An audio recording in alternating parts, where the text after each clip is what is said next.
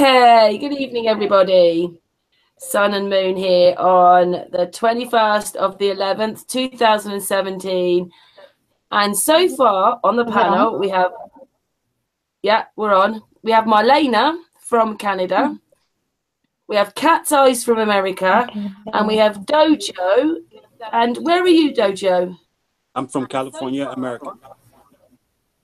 Cool. California, America. And what it is I picked the subject, the ego, because I was on a hangout with Dojo and I really liked a lot of the things that he said.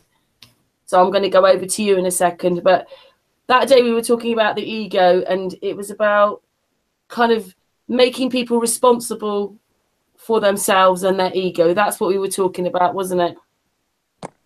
Yes, it was. Yeah. So just expand a bit what you're into. Well, here in California, what I'm into is I'm into taming the ego. I'm into showing adolescents as well as some grown folks how to live with their ego. You know what I mean? Some people have the perspective that the ego can be done away with, and some have the ideology that the ego can be controlled. Mine is just allowing people to experience myself and watch me as I evolve and controlling my ego. Sometimes it gets the best of me. I'm sure some of you might agree. So basically, what Dojo Time is pardon my French, but Dojo Time is taking niggas and turning them into little ninjas, basically teaching them conduct behavior. And when I say niggas, I don't mean it in a harsh way. I mean it as in what the term means today. The term means today more of a thug. The term is more of a thuggish term. It's more of a thuggish ideology. It's more of a it doesn't the word doesn't derive from a nationality or maybe even some hardship that a race endured in the past. The word has become an attitude. The word has become a personality. We find a lot of different people act in this same type that I call that word. And that's what Dojo Time is. Dojo Time is to let them people know that through experience I got here today, through what I display as in controlling my ego. And by doing so, it's allowing the youth to understand that they have an option now. It doesn't always have to be guns, tattoos, a fistful of money, a bag full of drugs and a couple of honeys. It doesn't have to always be that. If some of us don't start to reflect that other option or that other choice, then we're all doomed. I yield the floor. Oh, I was listening. Carry on. I was well into listening to you talk then. I'm sorry. I didn't want to. No, that's okay. It's all about you, Dojo. It's all about time, you. the ego. So it's okay. It's that's the subject I picked tonight to talk about. And more responsible for yourself is a good one I mentioned, wasn't it? Yes. It took a long time. I'm 40 years old. I was raised and my mom had me when she was 15.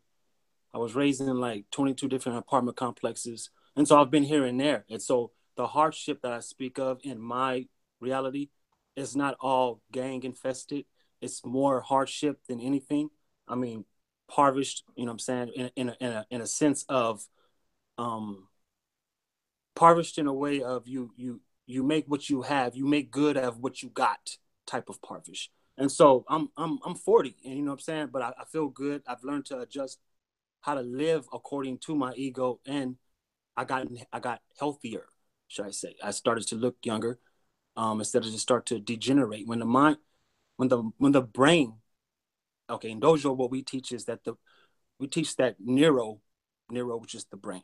Okay, neuroplasticity is something that can be expanded, and so we don't lose hope in those people who seem too arrogant or too egotistic, because we know sometimes it takes to unlearn to relearn.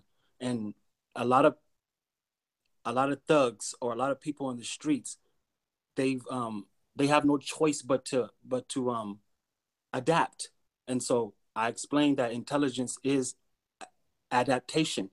no matter what, you're going to adapt to your surroundings in order to sustain yourself. So Dojo Time is about adaptation and teaching the little ones to have another option than just to take what don't belong to them. Thinking, right, Dojo? It's positive thinking, but it's so calloused. The positive, see, some will say it took a long time for some people to get to know me because I'm real calloused, and callous is just to let people know it's just the experience. Not saying that it's pride. It's not pride. It's not self-confidence like we were discussing prior. It's more of a calloused. Like I mentioned, my mom had me when she was 15. I'm 40 now, so I was raised like she was a sister. You know, my dad's a lifer in prison for murder, so he wasn't around. And so, like I'm mentioning, it's more dojo is more to take the bitter, and regardless if you have sweet or not, you just got to take the bitter and learn to accept the taste. You know what I'm saying? So that's what dojo is. That's what I'm about. That's what Can I we're say about. two, You know what I can I found? say two things? Oh, go on, Marlena. Go on, Marlena. Oh, you go, Marlena. Okay. She's Also, muted. I was going to say was it's interesting the way that you said that now you even look younger. Right. I mean, I A feel lot of it. people don't realize when you're giving out. Oh yeah, definitely, and you do look young.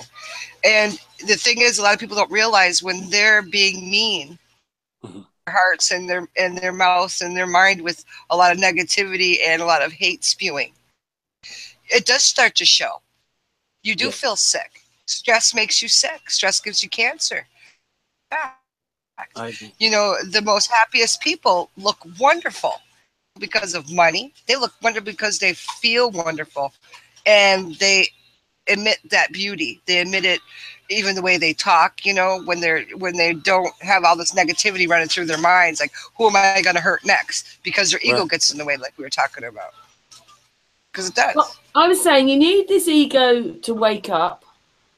You know, like even into flat Earth, you need a part of your ego. You're saying, Dojo, unfortunately, there's this generational cycle thing going on.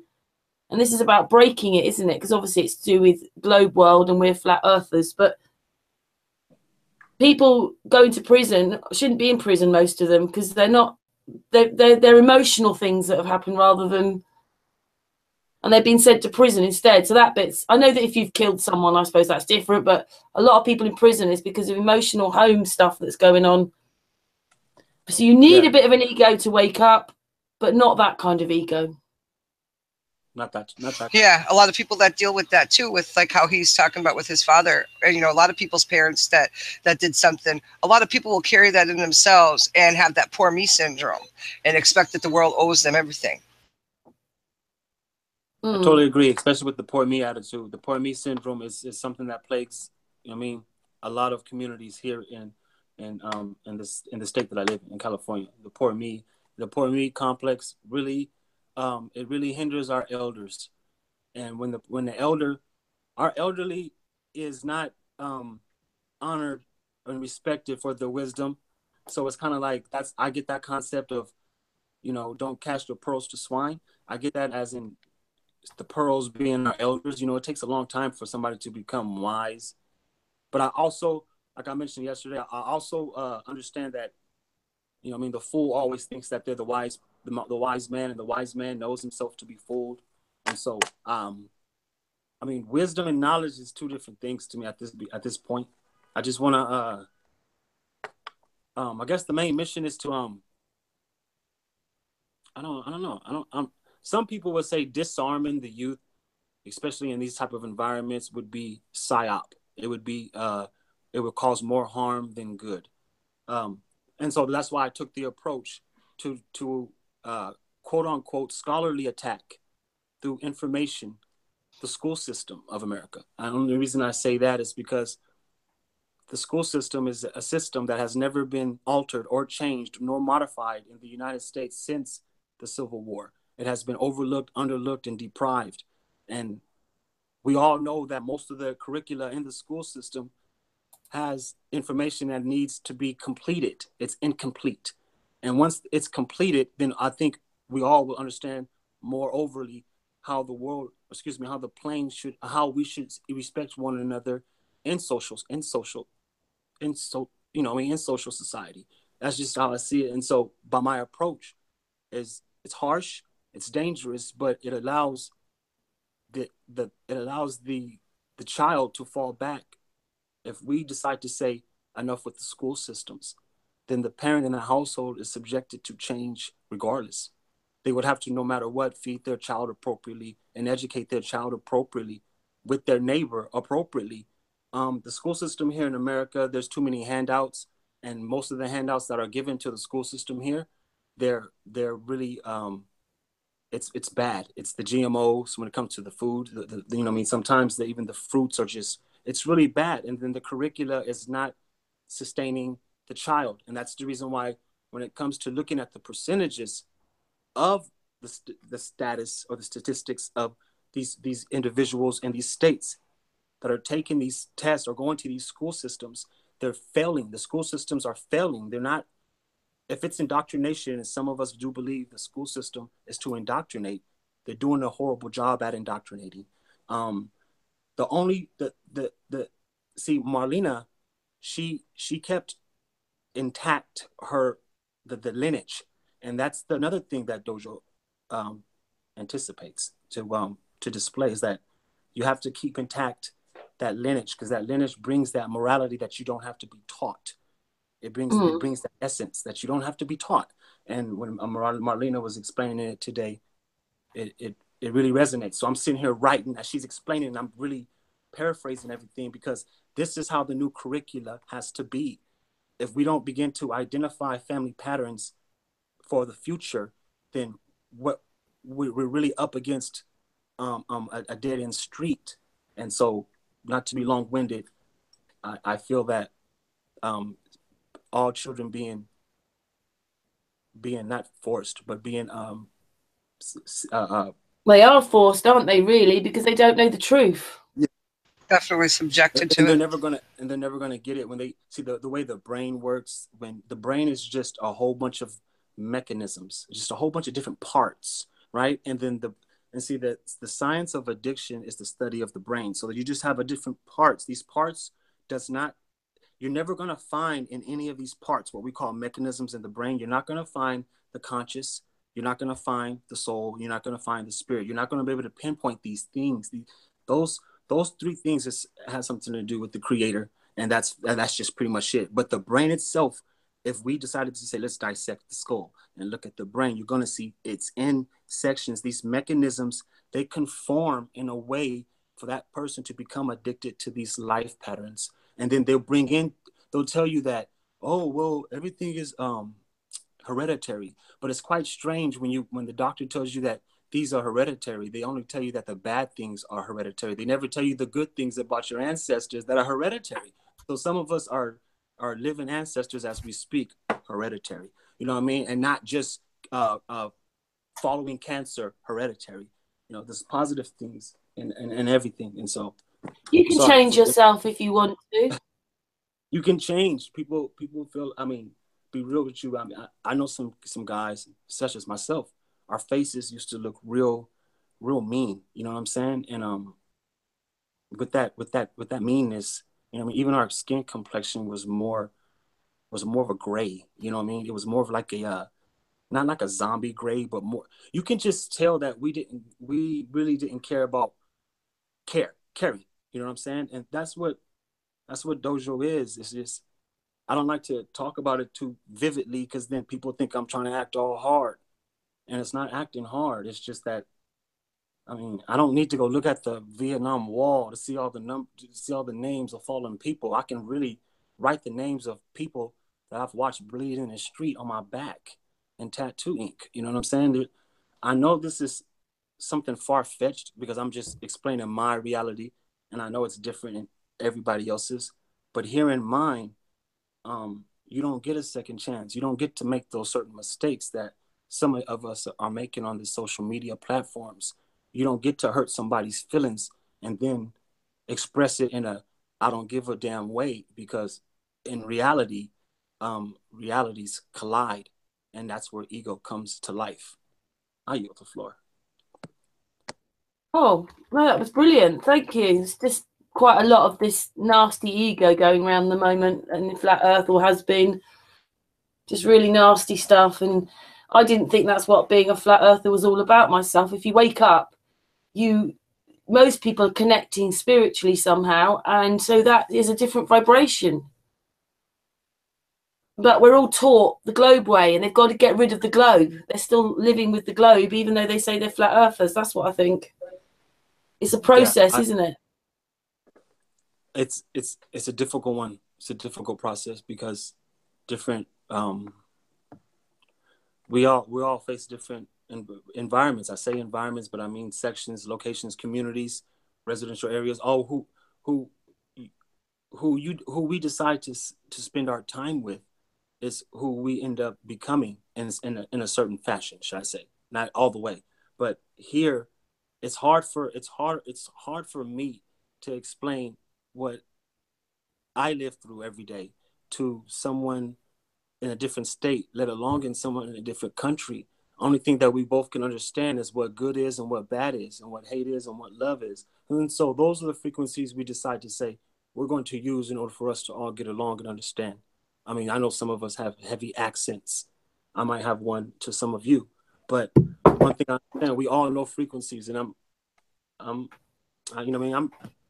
grateful. I'm thankful for being here, but dojo is where all the egos come before they decide to say they want to clip their wings and begin to walk again. I think that also it happens if you know who you are as a person.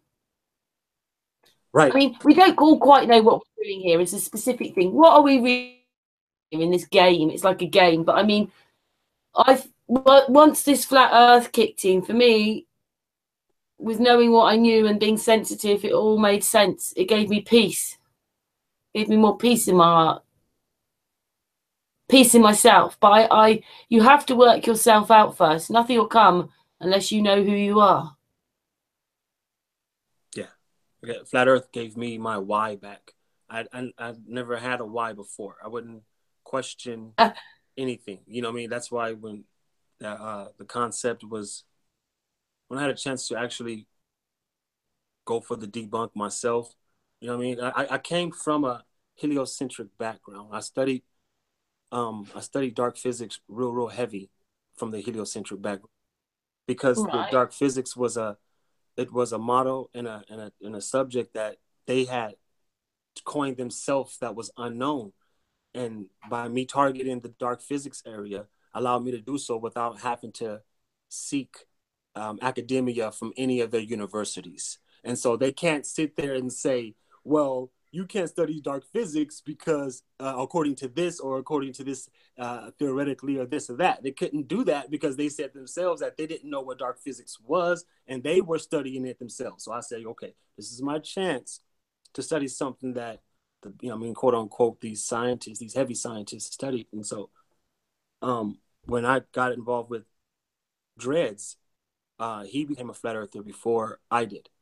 And he just did a live stream all of a sudden with the flat earth concept. And I've never heard of it before.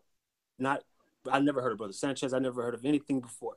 And Dredd said I just did a live stream with that on there. And I went in there, and sure enough, I was just in a line with everyone else. He ended up cutting my head off because I thought I knew so much about dark physics that the heliocentric model was like kindergarten for me. I was like, I know this by the back of my hand. I can sleep the heliocentric model. And so when Dreads did that, right, of course, I was like, and so I got off and I said, let me look into this. And so I started looking, remind yourself, I know a lot about the dark physics model. You know what I mean?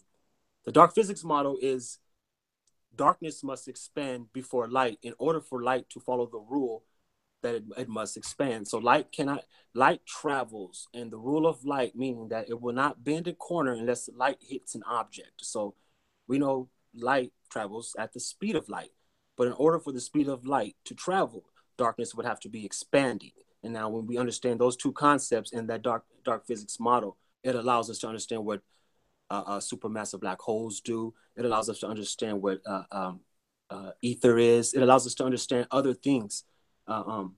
Anyhow, Dreads was like, okay, he put all that to bed. Okay, so he chopped my head off. It grew back like, like real scholars heads do. And it was really easy for me to wake up to the flat earth model, because it's like everything I thought that was real, was true. And the globe model was totally like it was like a light switch. It was like, oh my God, I never decided to even question it. I just compiled all the information. And so when it flipped for me in February. When my mind flipped in February, instead of just doing away with all the information I had compiled throughout the years, studying because I'm a sidewalk scholar. I study a lot on my own. I do hold a bachelor's though in cognitive, pretty much in social science and in cognitive behavior. That's the reason why I'm able to do what I'm able, And so, well, I like the way that you were talking about this, because this ego thing is such a problem today, and we've been taught all wrong about how to use our ego, and ego just seems to be arrogance and ignorance. Right. It could be at the wrong time. Ego can serve you well when it's like I was mentioning, tolerance and ego. When you blend tolerance and ego together, you're able to acknowledge and withstand society. There's some people out there you're just gonna, there's people who get crazy over road rage. There's inconsiderate people who cut you off in the grocery store. There's certain things that cause the ego for certain people like myself to just snap. Right. And then we can go ahead and collapse everybody and destroys everybody's realities. Some of us is going to jail and some of us might end up dead, just over the fact of not acknowledging tolerance. And so ego is, like I said, ego has saved my life before, and ego has destroyed lives, and I've witnessed it. And that's just my aim. My aim is to teach people not to cage the ego. Because when you find out you have to accept correction, like I was mentioning before, you can become egotistic. You can get very angry. Anger and egos. Do you think that most people have learned only to express one feeling, and that's usually anger? I'm not saying everybody. I'm just saying the majority now are only experiencing one emotion, and it's anger, and it just comes out. Yeah, because people don't want to admit that they're wrong, and especially if they've been taught a certain way. Like, he went to university. I have also went to university. And now if you're getting to a point where you're telling somebody, all these years, what you seem to believe is wrong, you're telling that person they're wrong. And that's all they're taking from that, is that they're wrong. They're not taking into account the facts, the reason why these things aren't right, that they don't make sense. They're not looking at any of that. All they're thinking about is, this person just told me I'm wrong. And that hits their ego. Yeah, we don't seem to want to learn. And I just like the way that in this conversation, JoJo was just saying basically we need this respect. Yeah. Respect the ego. It hurts the ego to suffer. When the ego is up against suffering and doesn't understand that suffering is just a way of sufficiency is a lot when a person understands what sufficiency is. When Marlena was showing us her presentation today, and good job, Marlena, that was on the fly too. Can you imagine that? That was on the fly, live streaming presentation. And you notice how everything was just sufficient. Everything did everything naturally. The fish went in naturally. They chose what they did naturally. You know what I mean? According to abundant fish, everything is sufficient. It's just hard for the ego to say, I'm going to stay sufficient. It's a sweet tooth. People get this ego. They get angry because sometimes anger feels good. Those of you who understand what I mean by sometimes anger feels good, it's kind of like saying that sometimes there's certain types of anger that is needed. And all anger doesn't have to be an anger of force. Some anger can be just a stern way of trying to get somebody to snap out of it or listen at the time that they're heading in the wrong direction. And so frustration can be confused for anger. You know what I mean? When you're dealing with a love, when you get frustrated and the anger comes out, but it's not real anger. But then we have this ugly anger. Ugly doesn't have a description, just like pretty. It doesn't have a description. Beauty is beauty is man-made. Nature didn't say this is beauty and this is ugly. Those are descriptions that we put on things that's caused us to stray. Um, ego is deep. Ego is a deep concept because you would have to get everybody's perspective from where they live at that present moment. You can tell me some things right now, ladies, that I can feel genuinely. I can resonate with me, make me feel real good, and then right when we end this, I can be turned back to being upset due to somebody's arrogance. Just by words. So, yeah, just by words. Did mention this earlier on. You treat people as you wish to be treated, or what you give out comes back. That's right. So that's just the environment as well, though. I mean, honestly, that's still subjected to the social environment that you're being brought up in. I mean, I treat people with no intentions of them treating me any fashion or any way back, because for many reasons, many times I want to treat people good, even bad people. I would like to treat good, and no matter what, they just take and take. And it's like, I don't want vampires. To, Vampires. Emotional vampires, for sure. You know, we always tell our children, and, you know, my mother always made sure since we were very young that no matter where you are, you be kind to people, because we don't know if we're the only ones that were kind to them that day. Right. You know? Right.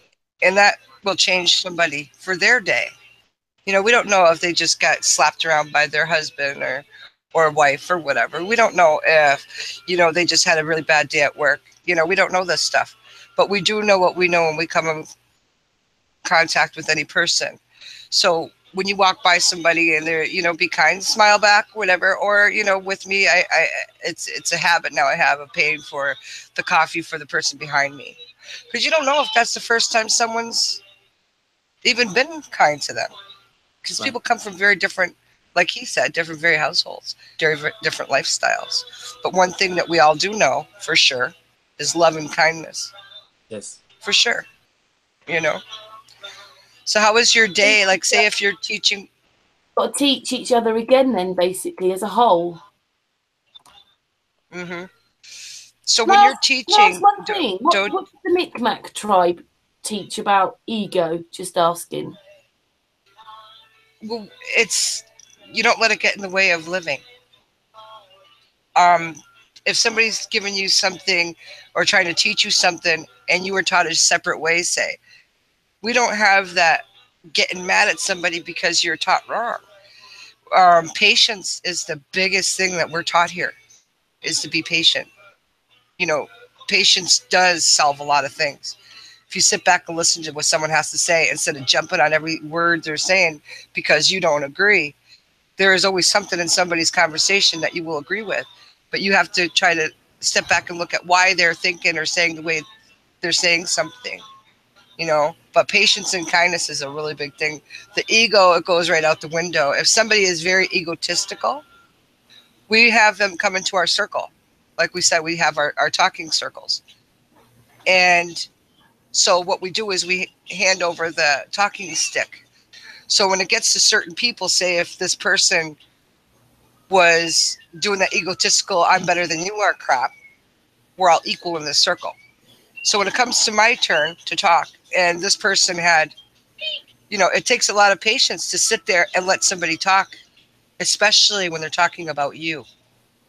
Because our automatic thing that we do is you want to jump right in there and say, no, I didn't, or yes, I did, or you know what I mean, one of those things. So learning patience means a lot. So say I'm holding the talking stick and I tell that person, you know, a certain thing that happened, the way you reacted really hurt my feelings. And you have to say everything. And that person still can't talk. So you can imagine how hard that is. But that breaks somebody's hard ego. Not the good ego that helps you through life. The hard ego that makes you think you're right and everybody's wrong. That ego gets broken very easily by making you have patience. You know what I mean, Karen? And then when this talking stick gets to that person, then they can talk. And usually by the time it gets to them, they understand why they've been doing that. Like, what was their trigger? Every time that, you know, like explaining things. Like he was talking about, which I thought was great, when he was just talking about he didn't know anything really about flat Earth at all until he seen Dredd, and Dredd said da da da, and then he went and he did his own investigation. But he had that anger first. He had that I'm right, you're wrong anger first, only because of it was like he had this wall built up, and somebody came and started chiseling away at that wall that he learned. So it was up to him to push that down and say, hell with it, I got to learn this stuff, I got to look into it. But you know what that took him to do that? It took him patience. And he took patience and sat there and relearned for himself all this stuff. Was that too long? No, that was perfect. Oh no, we're here to chat. Carry on. Carry on. Go for it, Dojo. Oh, yeah, go Dojo. Yeah, that was said like you've spoken real well. Yeah, patience is, some say it's virtue, but patience, yeah. Some of these words are meant for us or for you.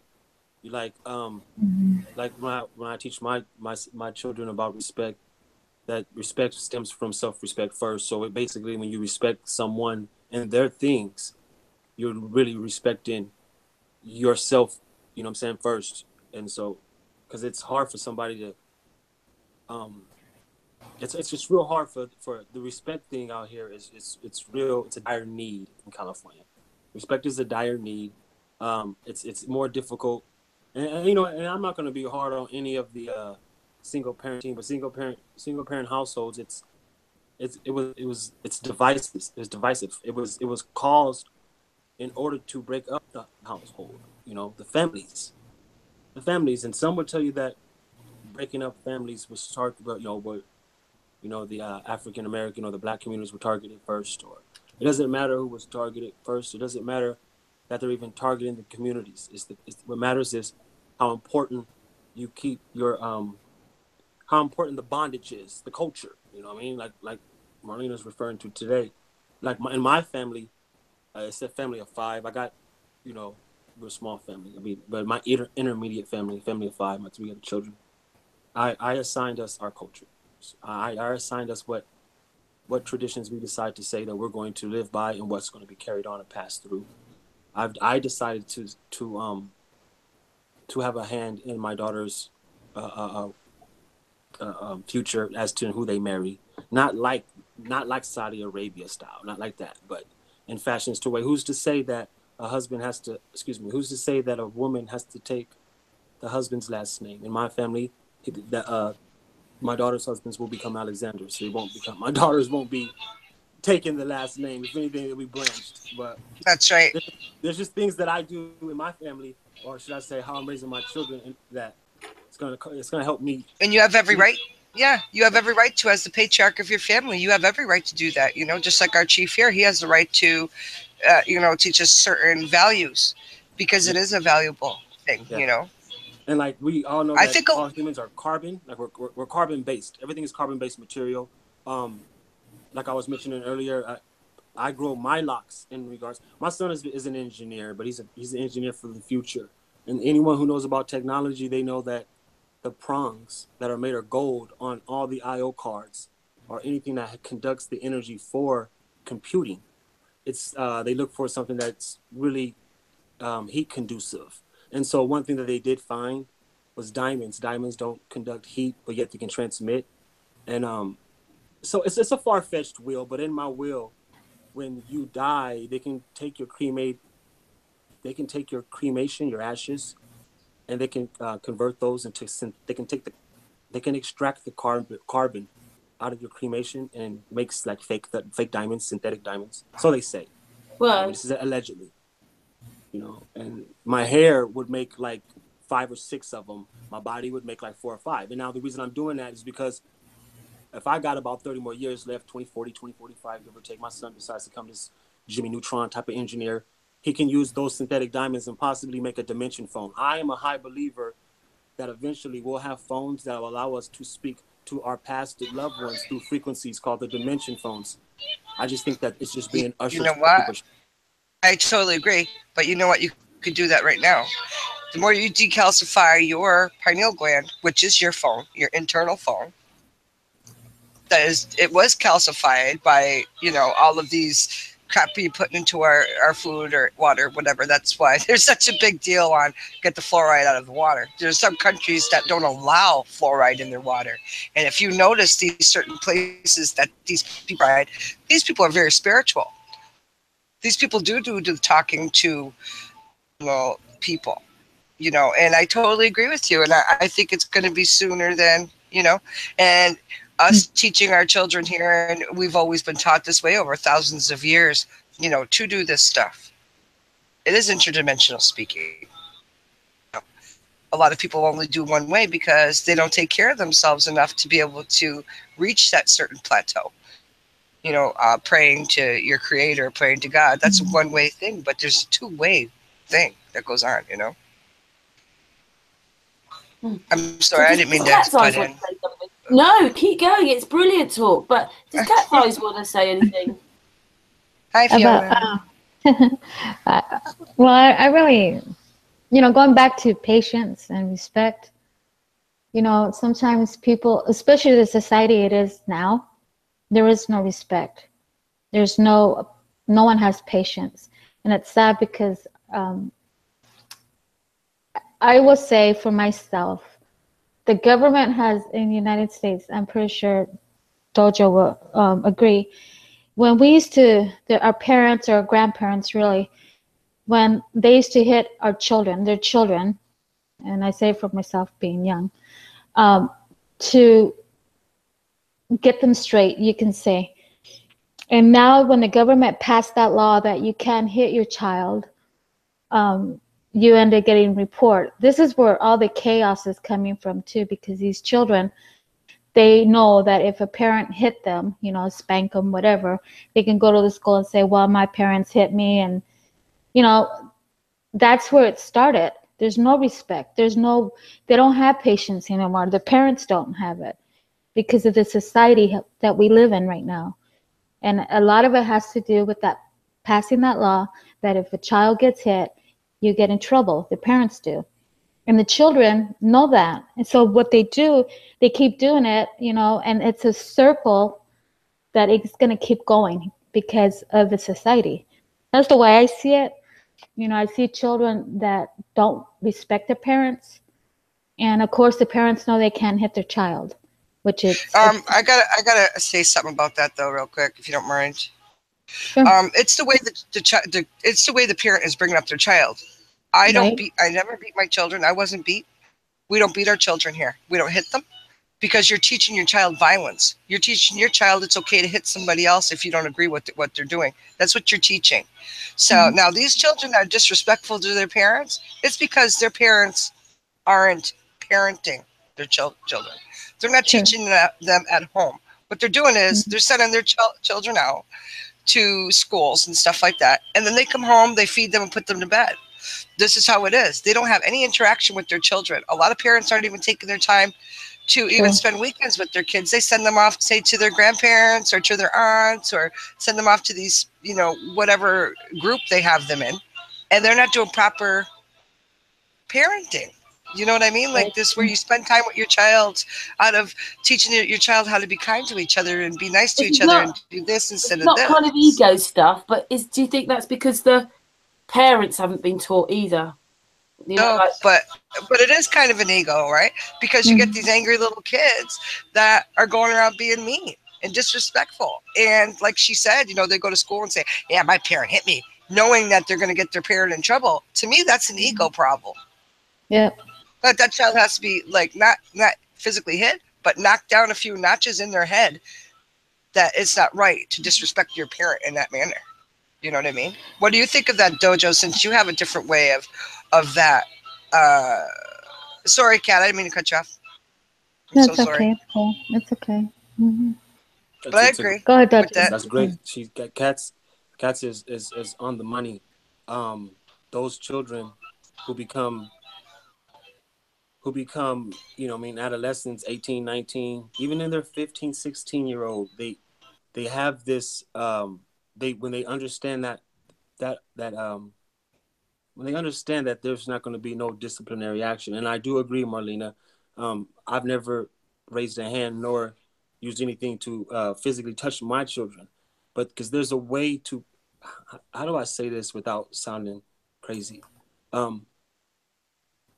There's a discipline.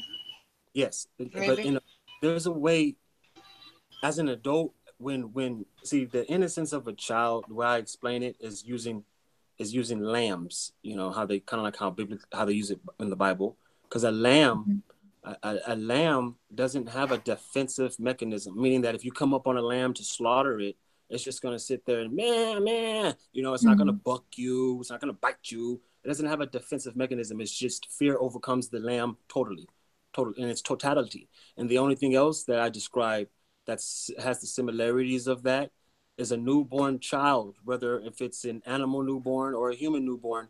When you come up on a newborn child, the newborn child doesn't have a defense mechanism, although the newborn does have this electromagnetic essence of being, I guess, just being here, that it has a, see, people didn't understand that these energies that we use to carry out, that's what all religions use to divide us from the spiritual world, meaning that as us being in flesh, we can think it, we can think it, conjure the energy, and we can use the will to carry it out. And so, yeah, these children, and see, using the word children, you think, nah, so it's not. I do a lot of teaching as a substitute teaching, and I can tell you like this: out here in this area, from 3rd grade and up, it's already begun. To like what Cat's Eye says, because you can always do your observation on the actual teachers themselves, and I really recommend start with TK, with transitional kindergarten, and just do your own observation for your own research, and you can see why these teachers are so depressed and so up, because you have one teacher, one educator to one classroom that holds up to 15 to possibly 27, 28 different personalities that come from different environments, aka households, that are ran totally different 18 to 27 ways. And so they took away the substitute, they took away the class, you know, when the one who got the highest grades to help the teacher, they took away the sub teacher. They made it to where it's only one, and this goes all the way up to college. And so to bring it all together, see, Katz is right. When it comes to disciplining your child or your teenager, and you spare, I don't want to say spare the rod, you don't have to hit them. I've never hit my kids. This is how I'm going to say it. There's a way you can use fear to be healthy. We all know that's true. We don't have to threaten someone in order for that fear to be healthy. And we don't have to, whoop your ass for the fear to be healthy. There's ways that I can change my tone, and there's ways that I can give off this energy about myself, and my kids know he's not playing, And so there's a way you have to learn how to use the energy. The energy comes unbiased. We form the energy according to our conduct, whether if it's good or bad. There's no way around it. The ego is a part of everything I've discussed today. It's just the way you have to be able to use it. I don't want to say to your advantage, but to your acknowledgement that it can deteriorate your soul. Can I say something? Can I say something that just pick a child, right? By about the age of 3, they've decided how they're going to run the rest of their life. And unfortunately, that's through everything they've seen and taken in as that little toddler. And it's how it's made them feel. And somewhere in there, where we are as adults, we should be like, I'm okay, you're okay. But when they're little like that, something happens like, I'm not okay, you're okay, or you're not okay, and I'm okay, or I'm not okay and you're not okay. Now, if that child grows up to an adult with this not okay thing happening, then that's not going to help the ego, is it? It just isn't. Because someone's always going to not be okay. And so they're always going to, from their ego, look at it like that rather than, I'm okay, you're okay. A lot of this happens when we're children. But you can change it. Wouldn't they think it's normal like that growing up? I mean, I'm okay. And when you're an adult or even a teenager, they're going to say, I'm okay, because they're going to think it's normal. to them. Yeah. If it's the wrong, okay. Yeah. There are different types of so you have this term that's called egocentrism, and you have another term that's called ethnocentrism. They both describe someone coming from a child growing up to become an adult. And the way you describe it as an example is that I can ask Cat's Eyes a question right now, and I can ask her that same question maybe 15, 20 years from now, and she'll have a different answer for that question. So if you ask a child, whether it's 5, 7, 9, or 12 years old, some of these primal questions that you would ask an adult, and they gave you their honest answers, and you ask that same child those same questions when they turn maybe 5, 10 years later, and then 5, 10 years later, you're going to keep getting different answers as that child ages, because age is an acronym, and an acronym of age stands for Advanced Glycation End Product. Okay, it's when oxygen begins to deprive itself in the body, and then your mitochondria begins to die. You begin to age. You begin to wrinkle. And see, knowledge. We always taught that knowledge is power, but knowledge is the power of aging. When we begin to lose our innocence as children, it's only because we become conscious of our awareness of our surroundings. We begin to learn. We begin to understand what do's and don'ts are. We begin to be, I guess, naturally indoctrinated by our parents in order for us to sustain ourselves, as toddlers. But we can't base anything on asking a child a question that you would ask an adult, because their answer will always the answer will be different as the child ages, because the child hasn't experienced what knowledge is.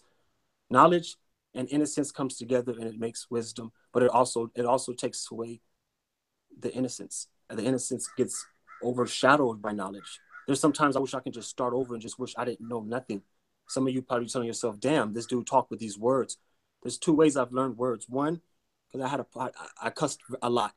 I told myself, you know what, damn it, every cuss word, I'm going to learn a new big word. And so throughout the years, every time I said a cuss word, I would grab the dictionary and learn a big word to substitute it. And so every time you hear a big word, I really want to start cussing. You know what I mean? And I'm a bibliophile. A bibliophile. If you look up the word bibliophile, meaning just somebody who loves to read books. I understand a lot of people was like, oh, down with the books, burn the books and all that. It's just something in me that just have this infatuation with reading. I'm enchanted with reading. Okay. And so, I can't read if I'm reading and I see a word that I don't understand and think that I can just skim over that word and keep reading. I won't understand shit that comes after that word because I never understood that word. So I have to know the definition of each word and the meaning in order for me to read fluently. And that's right. We have that here too. We call it the unmisters up the undefined word. And you're right, you don't learn. And it's very easy for people, if you watch your child reading and they start to yawn, that's the implication that there's one of those words in that sentence that they didn't understand. And it happens every time. So you go over that, like he said. We do the same thing here. You keep a dictionary by your book, and anytime, it doesn't even matter what the word is. You wouldn't even believe the words that you don't even realize you don't know the definition of. Right, but I can honestly admit though the experience compared to the information, because like we teach in dojo that information is just knowledge, or knowledge is organic because it's in the mind and it's knowledge. But when you take knowledge and put it into technology, into databases, into folders and all that, it becomes information.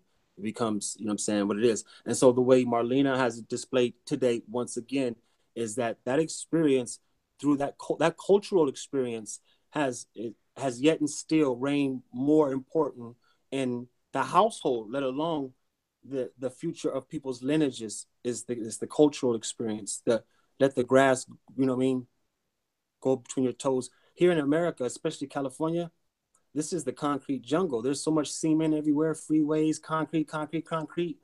It's really like, Thor. It's like that one cartoon. There's no really got too many trees. So the way Marlena displayed it today is, that's where the essence is. The essence of nature is being with nature and not being against it.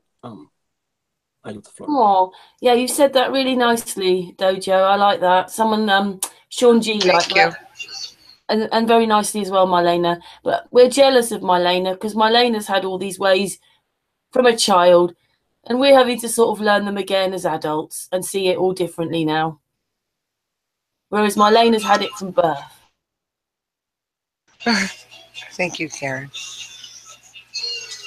So, what is a day like? Say, if one of your students, how do you do a day in your dojo? It's very interesting to me how you're teaching your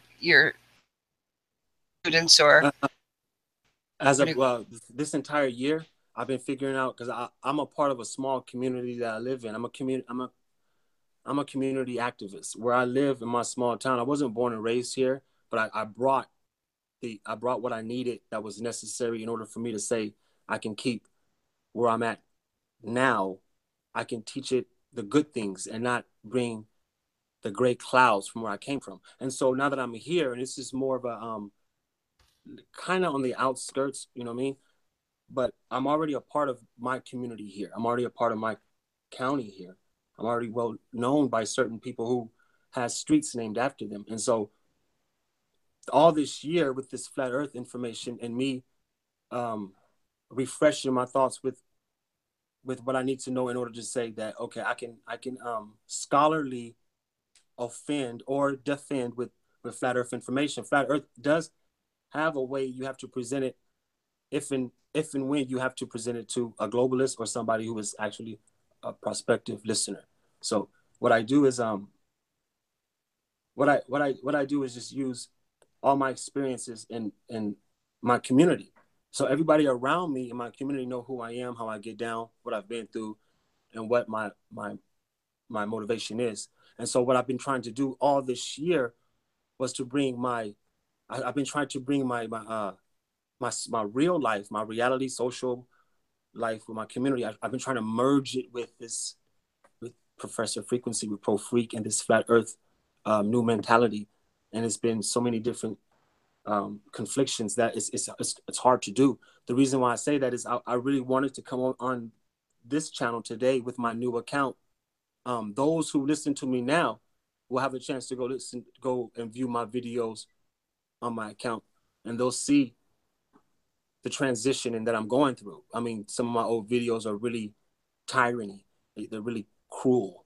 And I don't want my community, should I say, that I support with everything I give, to see that. I don't want them to actually, I didn't bring that to the community, and I'm ashamed of that. I'm ashamed of the fact that I had to act egotistically in order to get some footing in flat earth, but I did it to gain my ground. We all don't live in the same realities, and when flat earth awakened me, it's not like I can start, teaching my community, hey, this is flat earth. It sounds like I can just leave it up to them, but it's not the same. And so what I decided to do was just start fresh as of 2018 and bring my community on board with a whole new fresh account. I really wanted to use this platform to usher in that new account.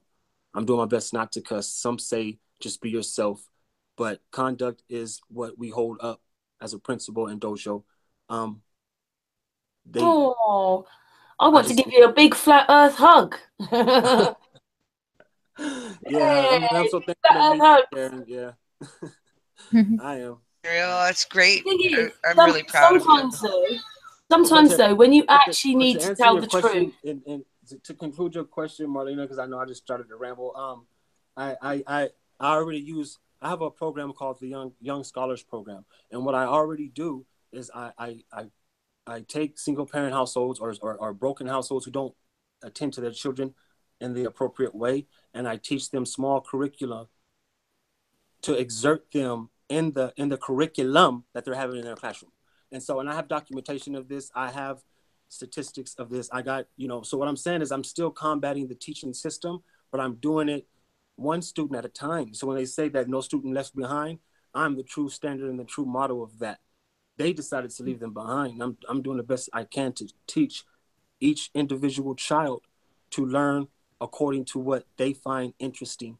And it's really against the board's curricula, but at the same time, the students are learning. They're learning faster than learning this new core, common core curricula that they have out. And so it's, you know, I'm funny with the children. The children loves Professor Frequency. I turn them into young scholars. I've been doing it for the last 4 years. Like I mentioned when I got on, I have a bachelor's in cognitive behavior. So I'm able to read the frequency of a child, right? And I'm able to discern what background and home they come from and what type of assessment needs to be displayed to the teacher in order to get through to this child, because the attention span of the children is so short fused that they're not picking up anything in the curriculum anyhow. And so that's what I do. As for a living, that's what I do until I pass away. Oh, I actually really love that you like said that you can, like, the children's frequency. Oh, that's lovely. We don't talk about those things very often. Well, people don't think about these things very often. But you know what you were saying? Maybe you had to be a bit blunt, because the truth, people don't like the truth often, do they? You know, if they've been mistold, and when the truth comes along, they don't like it. And then when you've got to stand up for yourself, sometimes you've got to be a bit forceful, because people don't listen to you unless you've got something good to say. Or they can, or it's in the benefit of them hearing. Some would say that there is no truth until they decide what truth is, and I'm guilty for saying that at some moments in my life, that I didn't believe in truth, that there was no such thing as truth until I decide to observe and say what truth actually is. And there is a truth out there, regardless if I haven't stumbled across all of it yet. You know what I mean? Some would say that, you know, oh, Pro Freak, he goes a little too far with the science. You know what I'm saying? But that's just my way of relieving my aggression with the Creator. I'm the type of person to have a lot of aggression with the Creator, because when you begin to, I'm sorry, it was someone. Are you there? Hello, Flat Earth calling Dojo. I think someone's called him or something. It knocks it out on my phone. Well, I wanted to ask him how many children he has. He's gone for a moment, but I say when someone calls me on my phone, it knocks my Hangouts out. Cat's Eyes, did you want to say something? About what he was just saying? Yeah, or your thoughts? Gosh. Well, my thoughts that he was speaking about, gosh. To be honest, I don't have too much to say. The only thing I can say is that the experiences that we go through, and if you see a child almost going through what you went through as a child, for my experience, if I see someone going through what I went through, I will give them advice. I will direct it to them, because I don't want them to go growing up feeling the same way I felt. You know, it took me a hard time to heal inside what I've been through, but by the grace of God. And if I see a child that, you know, going the same through, because a lot of times the child, like I was always quiet. I never spoke like I do now. I'm very shy, for one. And I never went to my parents to tell them what was going on. And I feel that some of the children that I've seen, the same reactions, the same kind of ways of eating habits, sleeping habits, and, you know, what I've been through, I give them advice, because I know that sometimes they can't speak to their parents, because the parents don't understand what their own child's going through. And it's hard to tell your parents, because you're scared that they might, you know, say something to you. But as I'm an adult, I see it a lot in the school system and some of the kids, because I go there and see some kids that I know, and I see the same reactions that they're going through. And our experiences is to help those that you went through, to help those. spiritually. That's me. Giving them advice spiritual because they need it. And that's how I feel always, to help others the same way that you've been through. Those are experiences. You could speak and tell people, this is what I went through, and give them advice, and what I went through, how I got out of it, and stuff like that. I mean, there's so many ways to help a child. And like he said, there's always a child left behind. And there's many. But, that's why as adults, we need to be there for those children that are coming into this world, and the children are growing up right now. If everyone takes a little time of their busy day, and you help a child, that's a big thing. Like Pancho, he goes out and does balloons and puts a smile on their face. Things like that we need to do for the children that are coming for, in the future. And a lot of times the way the society is, none of us are, they're not there for those children that needs a hug, that needs a smile, that needs, a lot of attention, and a lot of time these children, they do they get upset. They're trying to get their parents' attention, and they don't pay attention. So the more you don't pay attention, their action starts to change a little. They're doing things like, for instance, having a fit, throwing stuff all over to get their attention. And then sometimes the parents will say, well, what's wrong with you? Well, he's trying to get your attention. Something's probably wrong with him or her, or they just need a hug or a kiss, or you know what I'm saying? And a lot of time as an adult, we have to be there for those children. And this is why I always tell Pancho, my heart is for the children. And they're the ones that are coming, the next generation. And we need to show them, love and tender. And a lot of times they don't get it, especially these children that don't have parents. They're in adoption homes, or, those ones that they take care of, and they don't have that loving, tender care in their lives. And I think, like I said, as an adult, we should be there for them. It doesn't matter who they are. If you know them, or if you don't know them, just be there for as a child. Like I told Pancho, he's God bless him what he does, and that's his gift to give to the children. And I have always talked about the children. My heart goes out to every single one, because of what I've been through as well. I think I'm talking too much about me, but no, you're not. You're doing great. But, and what's wonderful about what you do is what you're teaching those children, they're going to teach other people and other children when they're a little older, or if not now, they will teach what you're teaching them. And it's very important. You're teaching them a different way of dealing with something. And they have healthy egos. mm-hmm. Exactly. Mm-hmm. That's why I tell Pancho, hey, keep up your good work. And see, I told him in his panel, maybe some of them in the chat already heard, and I'm going to say, the way I am. It hurts me so much about these hospitals that have these children with cancer and all that.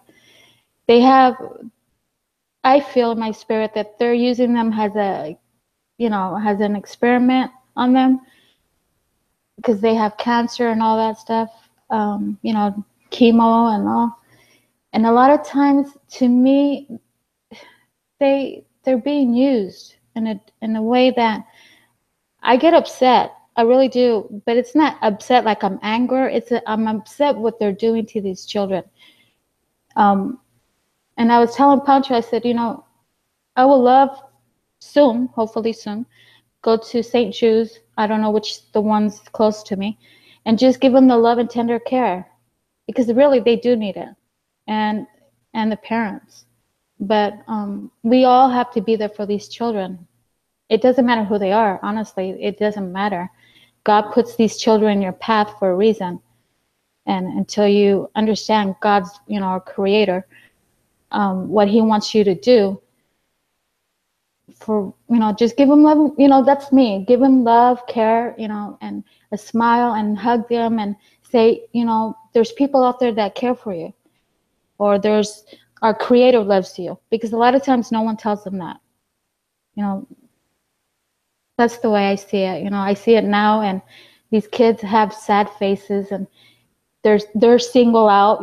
They're distanced away, like I was. I was distant away from children because that was me, and I'm still in the same way. But giving loving, tender care to these children that are coming to this world now, even being born, we all have to give them loving. We have to care for these children, and that no harm comes to them. But unfortunately, it does, because parents or people that are evil out there in the world, they harm these children. And it's not just, it's all the way, mental, emotion, physical, you name it, it's all that. And these children grow up feeling the same way, and they teach other children, their children, the same way. It's like, how can I explain? It's like then they're the next generation of adults doing it. Exactly. And then they do it to their, it goes on. It keeps going. And the only way to stop it is by confronting the issue. Spiritual is the most important thing. You cut the string off, that it won't go to the next generation. That's how I train myself to do, to cut that string, not to go to other generations of your children or their children. Because if you don't, the cycle keeps going. But like I said, I love children with all my heart. And, I was watching way back, because I don't watch TV, but when I started to watch TV, well, I'm sorry, let's reverse that. I don't watch TV, but when I was watching TV, I used to see the commercials or the news saying that this child was abused, this child was killed. My heart weeps, seeing that. And it's because what I've been through.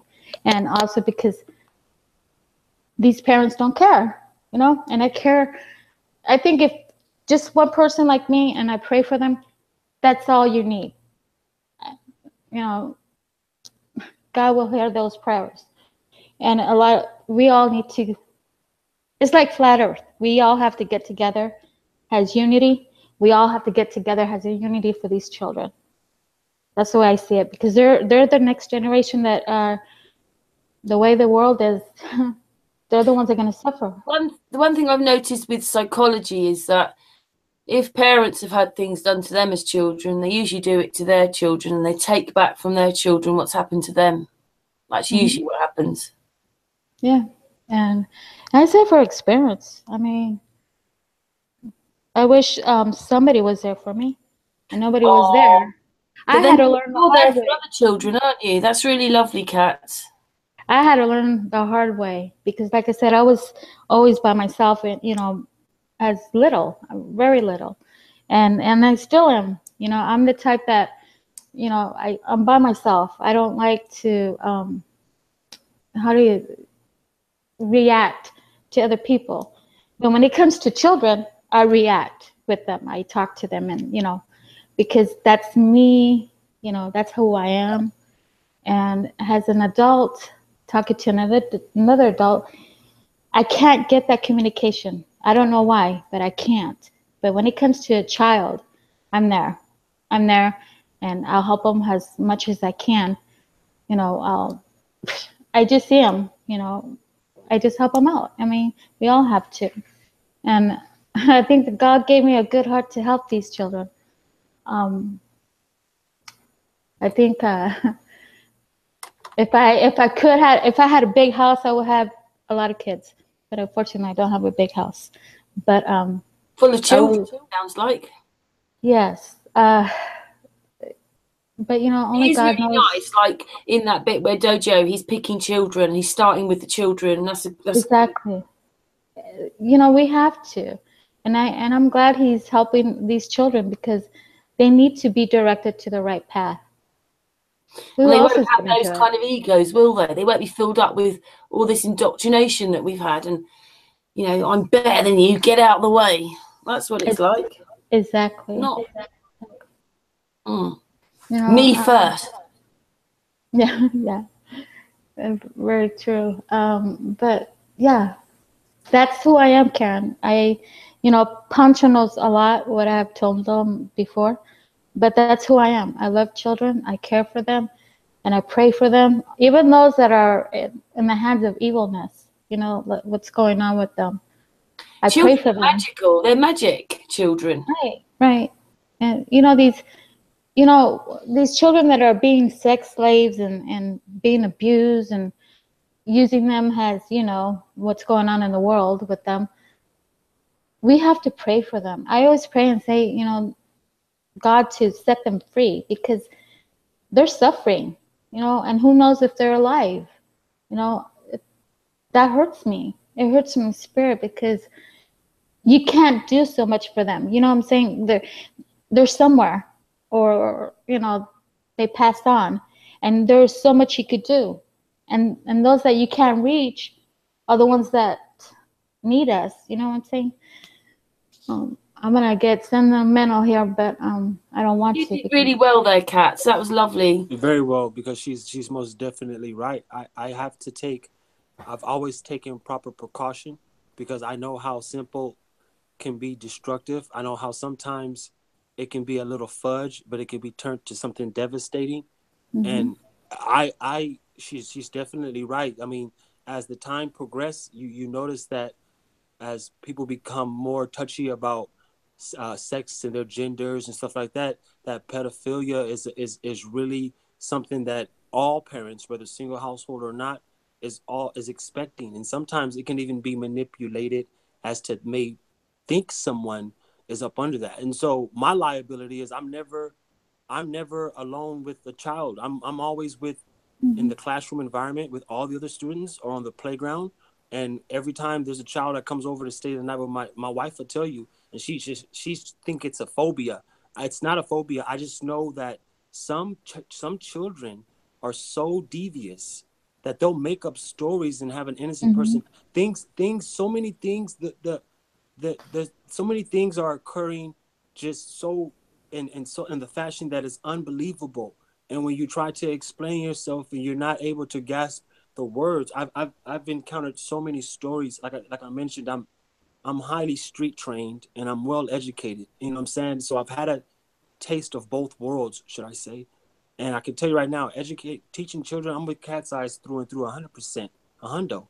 It's just at the same time though, it's the world. It's still devastating. It's still so ugly that when anybody who want to do a pint of good, you have oceans of ugly and hatred that's going to override it, because for some apparent reason they don't want everybody to have the equal opportunity, and I think that's very sad.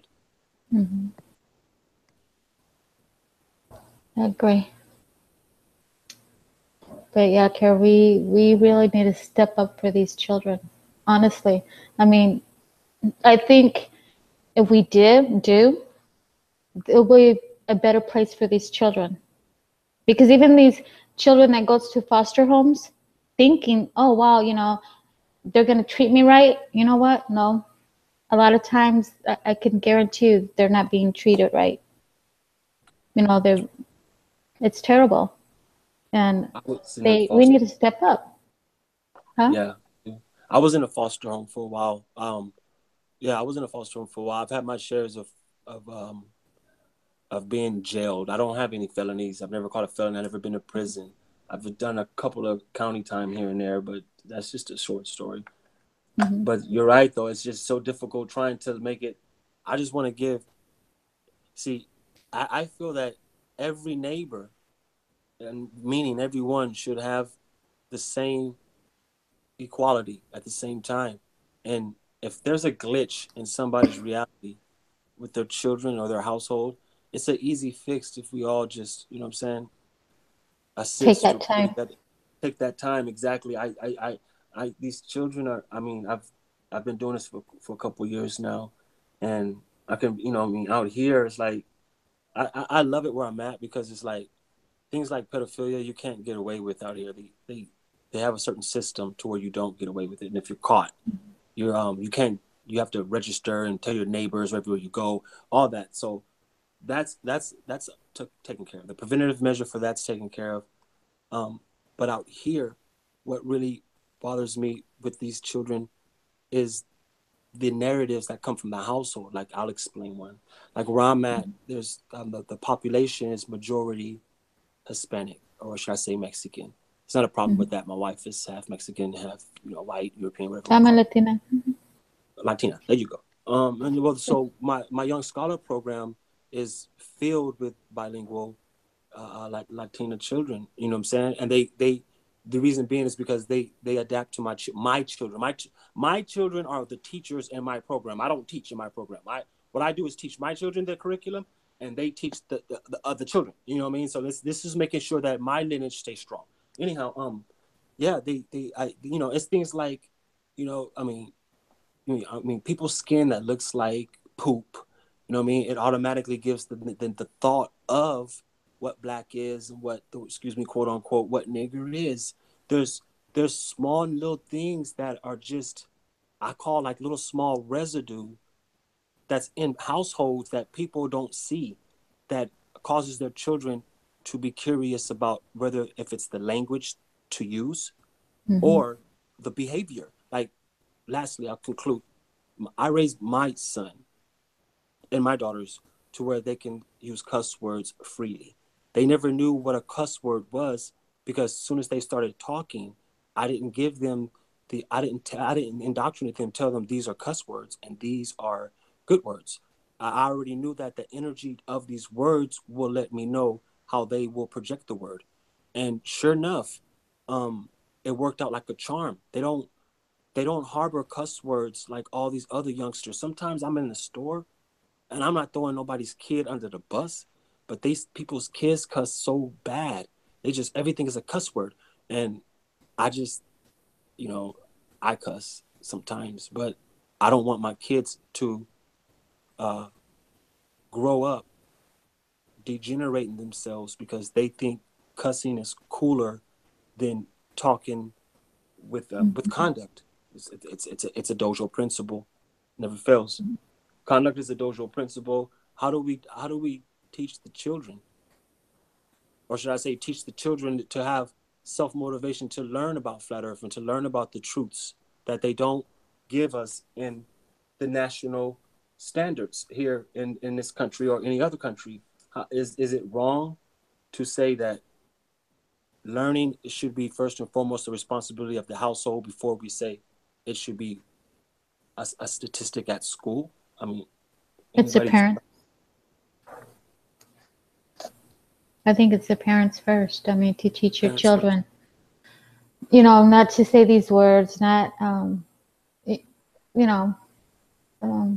we're responsible. All parents are responsible.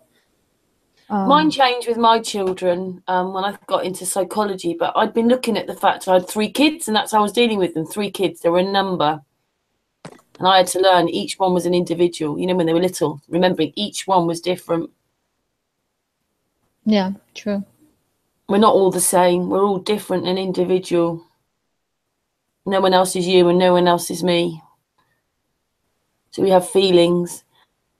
But I wish schools could be teaching children this kind of stuff, because a lot of stuff comes out at school and it's actually happening in their personal life, but it just comes out at school. And so, excuse me. What I'm saying is, it's a shame that schools couldn't help children. It shouldn't be the school's responsibility, but maybe they could have a lesson a week about community.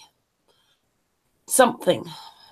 Well, here in Arizona, I don't know in Cali or other states, but as I know, these teachers, some of them, not all, will say, okay, this is your assignment. You go home and do your assignment. But they don't teach them exactly what she needs to have from them. Here's the book, here's your assignment, go home and do it. Have your parents help you. Which, yes, the parents can help, but it's the responsibility as the teacher to teach them. That's why they're there. But now in this time, a lot of teachers don't care at all. It's not like in going back in time, they did care. But now it's like, here's your assignment, just go do it. And it's sad because a parent, like a Latino, a Mexican, they don't know, how can you react with your child if the parent don't know or don't know English? How can you help them? So Right. to my point of view, hey, you're the teacher, you're getting paid, you teach them.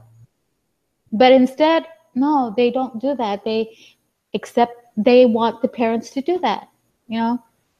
And like I said, the Mexicans, and I'm not just saying them, there's other nationality, they cannot help their children. And it's sad that these teachers are taking advantage of their parents to teach them. And if they don't have school, because there's a lot of Mexicans, they only go up to a certain grade, and they only learn how to write their names and your A and B, C's, and the numbers. That's it.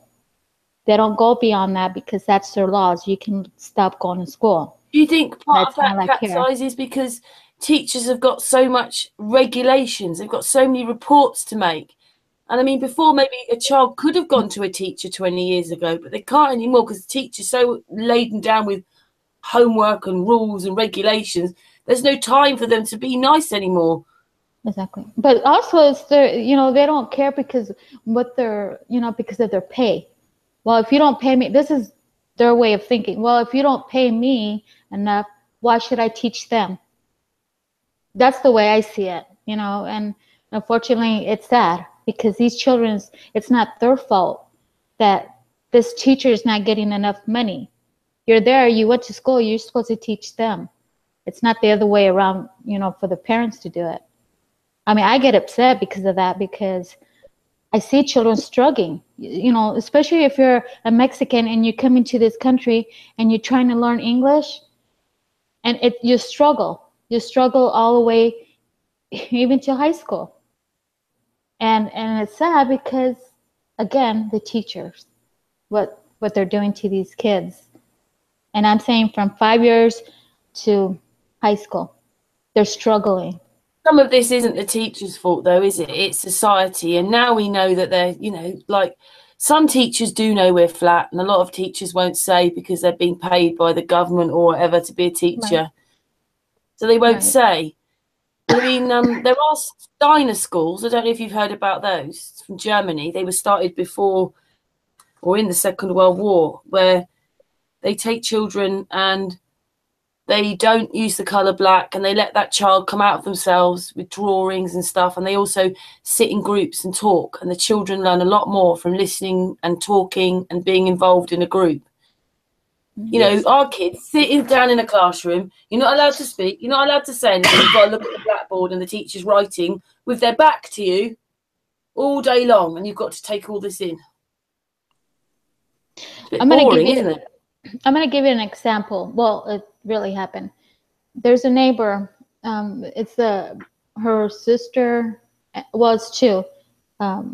They're brother and sister, and they came from California, and they're Mexicans. Okay. When they got there, like I said, I'm a spiritual field. The Lord sent me there. Okay, for some reason, and I helped them out. It was before Christmas, and I helped them out. And these children did not know anything. It hurt me. So their mom asked me, "Can you help them?" I said, "Sure." Well, guess what? I helped her because it was the older one, and she learned so fast compared to the school. And her mom said, "Thank you, Sophia, for helping my child." And let me tell you, it felt good to help a child that didn't know English, that couldn't understand, write correctly. This is why I say we have to be there for those children. Right. So when she told me, the little girl at that time, she was little, she was so happy because she got an A on a lot of her spelling.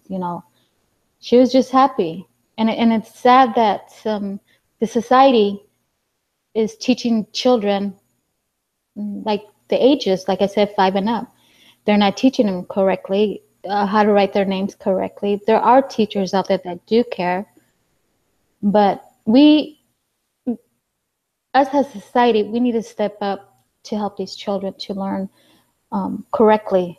Like Jojo said, you know, you have to be there for them and do it the right way, not through the system, because the system it failed every child in this, you know, in the Right. world. And it's like what Karen was mentioning about the school, like the school boards and the school districts are assigned this way. I mean, in order to get a school degree to teach in classrooms, many of these, it's kind of like 20 years went by, and those who became school teachers, or who they hold a psychology degree, or maybe they hold a social science degree. Many of them, the school system, there's children and there's people who tell themselves, you know what, I love teaching and I want to become a teacher. And so many of them, when they go to school to become teachers, they don't take that's okay. How do I explain this? In order to have a career, to have a career path, it's a student education plan. And and that student education plan is not tailored, it's assigned. This is the indoctrination of the school districts. It's whether if you go into junior college, university, you know, I mean, wherever you're deciding to go to when you get out of high school, the student education plan is the indoctrination portion. It's assigned to you what classes you're going to take according to what you decide to say what you're going to be. So if I want to be a 4th grade, 5th grade, 6th grade, whatever teacher, right? You don't necessarily, the assigned course, it has nothing, you don't take no communication classes, which communications is a science within itself. Like Karen was mentioning, a lot of this learning and knowledge can be passed on orally, just through communicating. We're proving that with these panels that we're just firing up 7-8 hours. Some of these panels can be given off like curriculum, you know. And so these teachers are, if you do the observation of usually these teachers, none of them are trained or have the skills to teach. They don't know. Teaching is a people skill. You have to be a people person, for one. Teaching has to be able to, you can't be biased. There's no way you can be a racist and be teaching, you know what I mean? So teaching has this umbrella that comes with it, that people fail to realize that it affects the care of the teacher, because they get exhausted because they know with what they're up against compared to what they're given from the principal to meet the stats and a quota, knowing that this stuff is not working. It's when we're dealing with people and how this is the thing about flat earth. I don't like to jump around the subjects, but I just don't want to be long-winded. But when we're dealing with somebody saying that it's going to bring hardship, right? How real are we as being side by side and saying, here we go, ladies and gentlemen, let's go ahead and shut the system down. The system being shut down by an individual will never happen. Now, by it being shut down by a group will never happen. A massive amount of people will never happen. I support shutting down the school system unless they decide to fill in the blanks and make the school system achievable for everybody equally, you know? And that's the only way I see anything being for our future. It's starting with what we're being taught and how we're being taught. That's just it. Changing an adult's already, the mind of an adult, you know, is already fashioned. These mechanisms I'm speaking about, it's already fashioned in its way to where it's already fashioned. That's why it's easier. And it's crazy because it's like out here in America, they know that when the brain, the child's brain is more vigilant and active than an adult's brain is. So that means that you'd want to teach the child the most advanced and the most complex things at the beginning, not work your way up to it. I've taken 5-year-olds and 6-year-olds and taught them anatomy. I've taught them all the bones. I've taught them things that adults don't know, but they wanted me to start them off with just colors and ABCs. And that's really degenerating the brain. It's causing the mechanism not to be nourished in a way that it's growing. When the brain is growing that rapidly, you want to cram it with some of the most complex things, because you'll be surprised out of the information that comes out of it. Seriously. Children Children's brains are magnificent with the information. You know, they tell you the brain grows and knows its most at the first 5 years. If that's the truth, then why are we starting them off with simple colors and numbers? You should start them off with some of the, you know, with some of the most complex sciences, the true sciences, the natural ones, the ones that cannot be refuted, like the ones like the body. The human body cannot be refuted. Those sciences are irrefutable. You know, we have anatomy that shows us these things. Children picks up, and I would like to go ahead and give a plug. It's a guy by the name of Ron, that's R-O-N, Clark Academy. Ron Clark Academy, he's an amazing guy. He's in the poverty concentrated area, and he's running this academy, and it's the way he teaches. That's why his numbers look the way they do. He has this charisma about his teaching skills that it's out of this world. It's crazy. You would have to, you know, those who listen in, type in Ron Clark Academy and check out how he gets down with his academia. I really enjoy it because there's no way you cannot pick it up. Even with math, he intertwines music, cartoons. He even got them standing on top of their desk, dancing. He does the things that they want to learn and how to learn. You have to allow the child to learn with fun. Learning has to be fun for these children, because if not, their attention span will divert the rest of the floor. Yeah, that's what happens, is that children get bored. Can I just say that Yudit's joined us from Israel? Yudit? Shalom, everybody. Good to be Shalom. Talking about your favourite thing at the moment, children. Although the topic was ego, but if you don't start with the children and teach the children differently, then they're going to grow up with wrong egos. With ego, exactly. Yes. Too much ego in the wrong places. But don't forget, we're also taught it even as adults. So just look at the adverts, just look at the films. I mean, the films are all violent. The games are all violent. Mm-hmm. I don't know what you make for children, but all the games. What's the one with the Grand Theft Auto? Look at that one. Right. You know, these movies that they're making for these children, they keep, like you said, 5 years old, they're watching this movie. It stays in their mind, and they think it's okay. And sad, because these parents should know better for a 5-year-old or 6, in between where they're learning, to watch these movies and say, oh, this is okay. And so as they're growing, they think it's okay. Movies and cartoons, it's not good for these children to learn in a young age, instead of, teach them differently. And unfortunately, it's not like that. These children are being taught, again, the way of the government wants you to learn. And as a parent, they should get them away from these cartoons and these movies, so their brain can focus on learning other things, because they can catch, really quick on them, what they're being taught. Because by the time, if you're watching cartoons or movies, by the time they need to learn, it will be hard for them. I think that's what I think. I don't know if I'm correct or not, but that's the way I think, I guess. I agree. It's all in order to keep creating poverty, in order for others to flourish. And it's not, I don't mean to say that in such a harsh way. It's really not a bad thing, until, or in order for us to sustain livelihood within the matrix, we have to tell ourselves, how do we adjust ourselves to where we're not being victimized by society?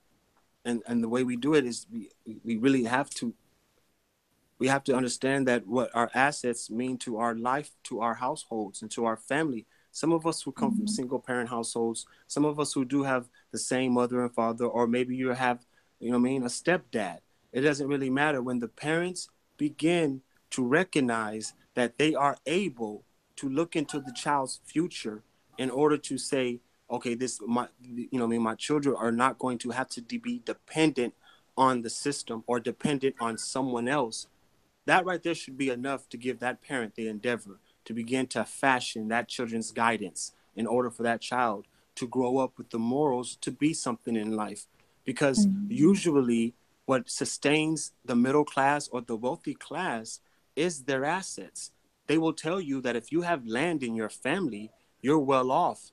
That meaning that, you can always expect a healthy breakfast in the morning, and you can always expect the proper teaching because you have land in your family. As well as, they'll say, if you have a family that has a family-owned business that's been around 10, 20 years, you can always pass that down to your offspring. But these are the assets that I mentioned to sustain yourself within a system that has no care for you, that wants you poor, that wants you to be dependent upon it. How do the parents see these snares in their lives as parents? And they're knowledgeable of these snares, but they do not prepare their child in order for them to be successful in society. I guess success is really a fine line, because success will determine, will you rise above the person next to you and look at them differently, or will you sustain yourself sufficiently and look at them equal to? I rest the floor. Yeah. Well, very nicely said. Quite a powerful. Yeah. What do we say to that, Dojo? I say it's dojo time. That's and usually when something goes like that, you hear the sword go shrink, and that sharpening of the sword is basically showing that inside dojo, that is me going against my ego. And once I find that fine harmony with my ego and my and who I am, mastery, it becomes off like that. And what I'm learning from the most is all the power that all of us are putting into YouTube with these panels, because I'm noticing everyone's becoming stronger and stronger. I'm not no stronger than anyone and no weaker than anyone. I'm noticing people are beginning to use their voices. Your voice is your frequency. It's called bone conduction. You may not sound the same or be confident enough in your mind because you may think you sound a certain way, but you must project your voice, whatever language you speak in, because this is the frequency that allows us to understand who you truly are in spirit. I mean, people can say what they want, but these panels are causing all of us to speak vigorously, regardless if it's humble or not. Yeah, there wasn't enough communication going on, was there, anyway? And again, that just builds things up and makes people behave in strange ways, because there's such a lack of communication. We're just watching the television or phones, or we're not talking enough to each other. And then sometimes with this ego thing, there's problems only because actually people just don't understand each other. That's what most of it is. But everybody just argues instead. A lot of ego comes from feeling cheated. People feel like, since we can't answer the most simplest things, we can sound educated, we can talk a smooth one. They call them soothsayers in religion. But what we cannot answer is, what happens to the one who has been treated unfairly? Will that person find real prosperity then? The thing is, now, with the way things are now, they see that this person or maybe that person got it illegally, or they got it because they decided to say, I'm going to take what doesn't belong to me, And so that makes them feel like, okay, there's an ultimatum. Should I be good and be patient and let it come to me through wishing and working hard, or should I go get it right now? And see, that's why our whys is connected to the willpower, because our willpower will give us that I guess that audacity to act like the ego has become superior, because superiority can be projected through ego. People make it seem like it's a racist thing, and it's not. It's really an egotistic thing. I mean, if you look at the history of racism, if you look at the history of colonialism, you'll see a lot of egotistic men in the back ends, because it's something about being a man and belonging to a clan that make us feel involved. All men, and I can speak for all men, we must feel involved by joining brotherhoods. And that's why it feels so good to be egotistic as a man around other men. They call it entertainment, but we call it a sport. I rest the floor. Thank you for explaining that bit as well. Yeah. Mind you, men are made differently to women, though, aren't they? It doesn't mean we can't understand each other, but men are different to women. I mean, generally, a man goes out to forget about things and a woman goes out to talk about it. Quite different. That's why I love Brother Sanchez so much, because he has taught me how to resonate myself with the feminine me. I don't want nobody to take that wrong, but in order to, you're allowed to have a little woman in you. Women are allowed to have a little men in them. That's just the way it is. Embrace it. We need to embrace that part of ourselves. Yeah, because you're definitely right. Ego can make you feel like a stone wall. For real. Sometimes when I was growing up, I felt real brick hard. You know what I mean? And I can be real with you. It's just, but no matter what, out of all that time growing up and living that type of lifestyle, I still didn't do anything wrong that I consider that didn't deserve that. You know what I mean? I didn't do anything to somebody or to myself that I feel like didn't deserve it coming. You know what I'm saying? And I can't erase a lot of things that I've endured. Neither can I erase anything that I committed.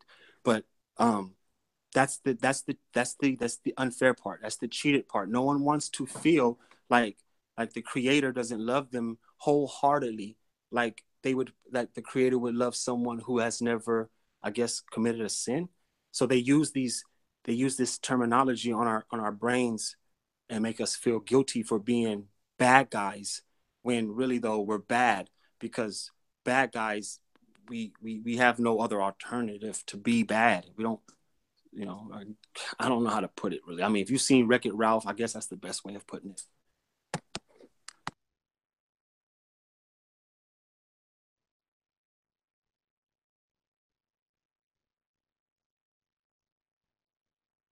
I was talking away then and I was muted.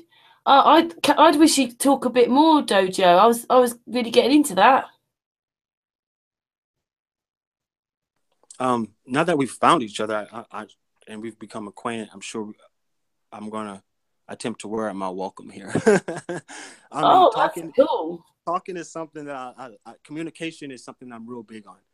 I'm real big on communicating. I talk with DOJO Time East all the time. I can talk 3-4 hours. I feel like if I do pass away, should I say, eventually I will, and my conscious awareness of who I was here is only filled with the remembrance of things that I have in my mind, it would be through communication. It wouldn't be through anything else.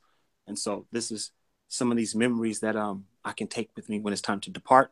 I think you guys understand where I'm going at. So I appreciate your time today. I think it's really nice that you're doing this bit with the children, because most people forget about the children, and Cat's Eyes has been talking about the children today. Yudit loves children.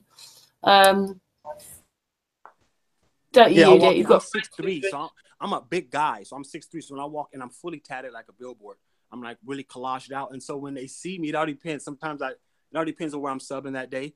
And they see me, they're like, oh my God, they see what they see on TV. They see the Snoop Dogg. They see the West Khalifa. Oh, what if he smokes marijuana? Oh, he's cool. He got tats on his hands. Look, you know what I mean? And a lot of things that I do as in characteristics, I do deliberately, because it gives me, it levels the ground of each student once I walk into the classroom. You know what I mean? I'm so unknown. You wouldn't think, if they took a picture of me, you would think that, okay, this is a guy who does rap, or maybe he's in entertainment, movies or something. You wouldn't think that I was in the teaching field. You wouldn't think. And so the children don't think that either. They place me with the dreadlocks and the tattoos, and they already place me where I already know they're going to place me. And so I use that as a crutch. And when I get in there, and it helps out a lot. What I mean is that sternness, without having to use a word, just walking in there looking like, okay, whoa, they're going to let a gangster come in class, right? I'm able to get past certain barriers of each child simultaneously without having to even assess them any further. Rest of the floor. Just ask, how many children are you looking after then, Dojo? Each year it changes. There's a few there's a few teachers that I go to their classrooms and they give me an hour, and each year one thing I've noticed is these same teachers who are retiring, they also are going back down towards third and second grade because of the mindsets of these children who are coming, who are going through the school system. These children are really they're really active. They're really loud. They don't have, they need guidance. They don't need instructions. They just need guidance. Let them be who they are. They'll figure it out, you know, but they get so energetic because they're around each other. And so I've been around 31 kids, 31 students. When I used to do it in junior college, it was still 20 something, 30 something students. That's the problem when you have one person who does not know how to convey or a dialogue through communications to an entire audience, which is considered a classroom. We have a problem.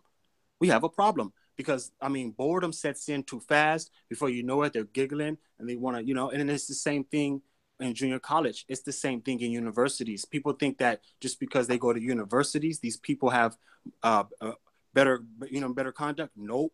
The classrooms are still the same way. It's just, I guess it's prerogative. Well, that these children like it because you're talking to them. Because I'm not being horrible to people, and we're all probably, as parents, we've done it. But I just know that you can talk to children. They really like you talking to them. Looking at them, looking in their eyes and talking to them. Yeah. So they feel that they're someone, they're somebody. They can feel care. Regardless if they feel agitated because they have to cooperate for that moment, they can feel care. Children can feel that you care without you having to show it. Caring is something that caring is priceless. You can't put a price tag on care. And that's the problem when it comes to the medical industry. That's why I go hard in the medical field. It's because you can't put a price on caring.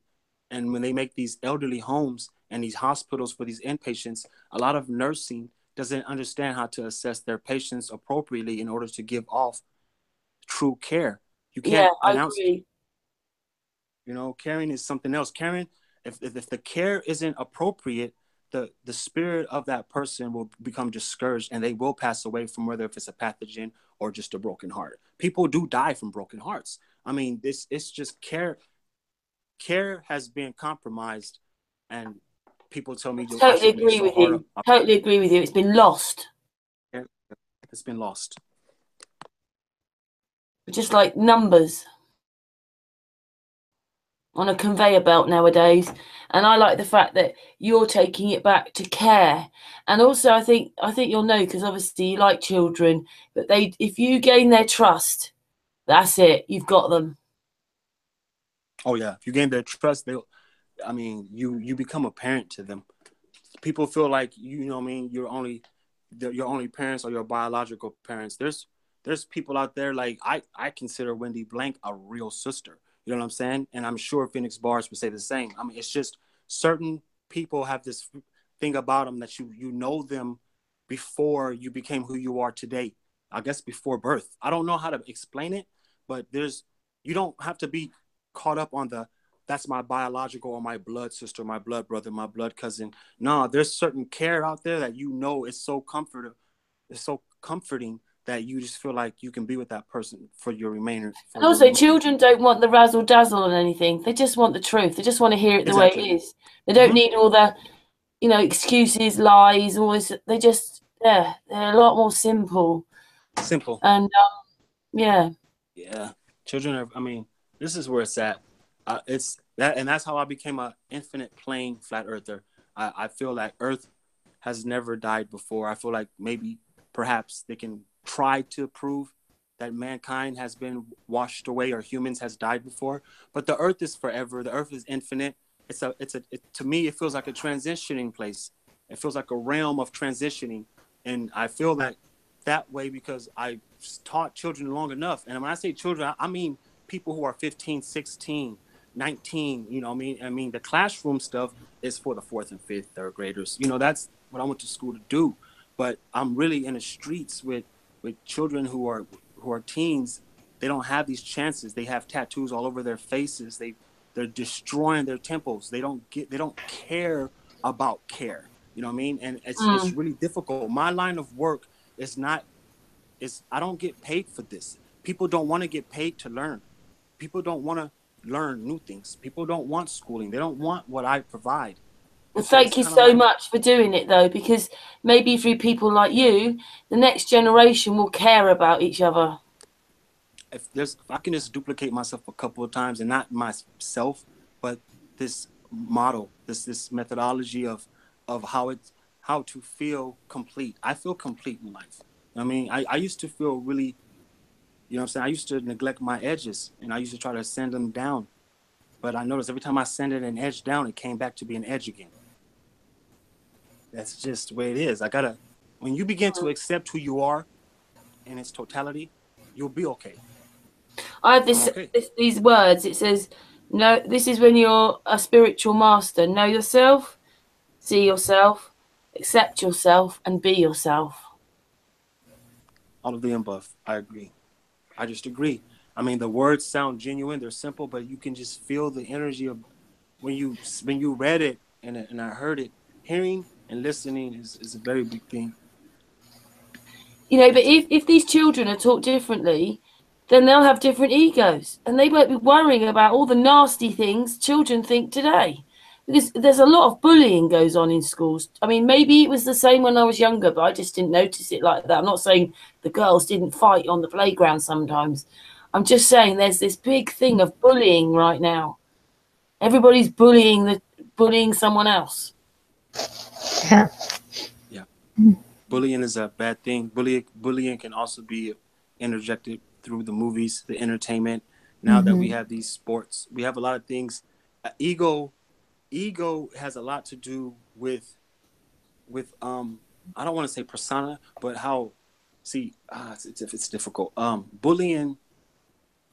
I was considered somebody like a bully beater. Like I would anxiously wait until I found a bully just so I can have a reason to say I did that to that person because he was a bully anyway. And so I was always in the wrong, but I was in a, you know what I mean? You can't be, sometimes you have to right some wrongs and wrong some rights. I guess, if that, you know what I mean?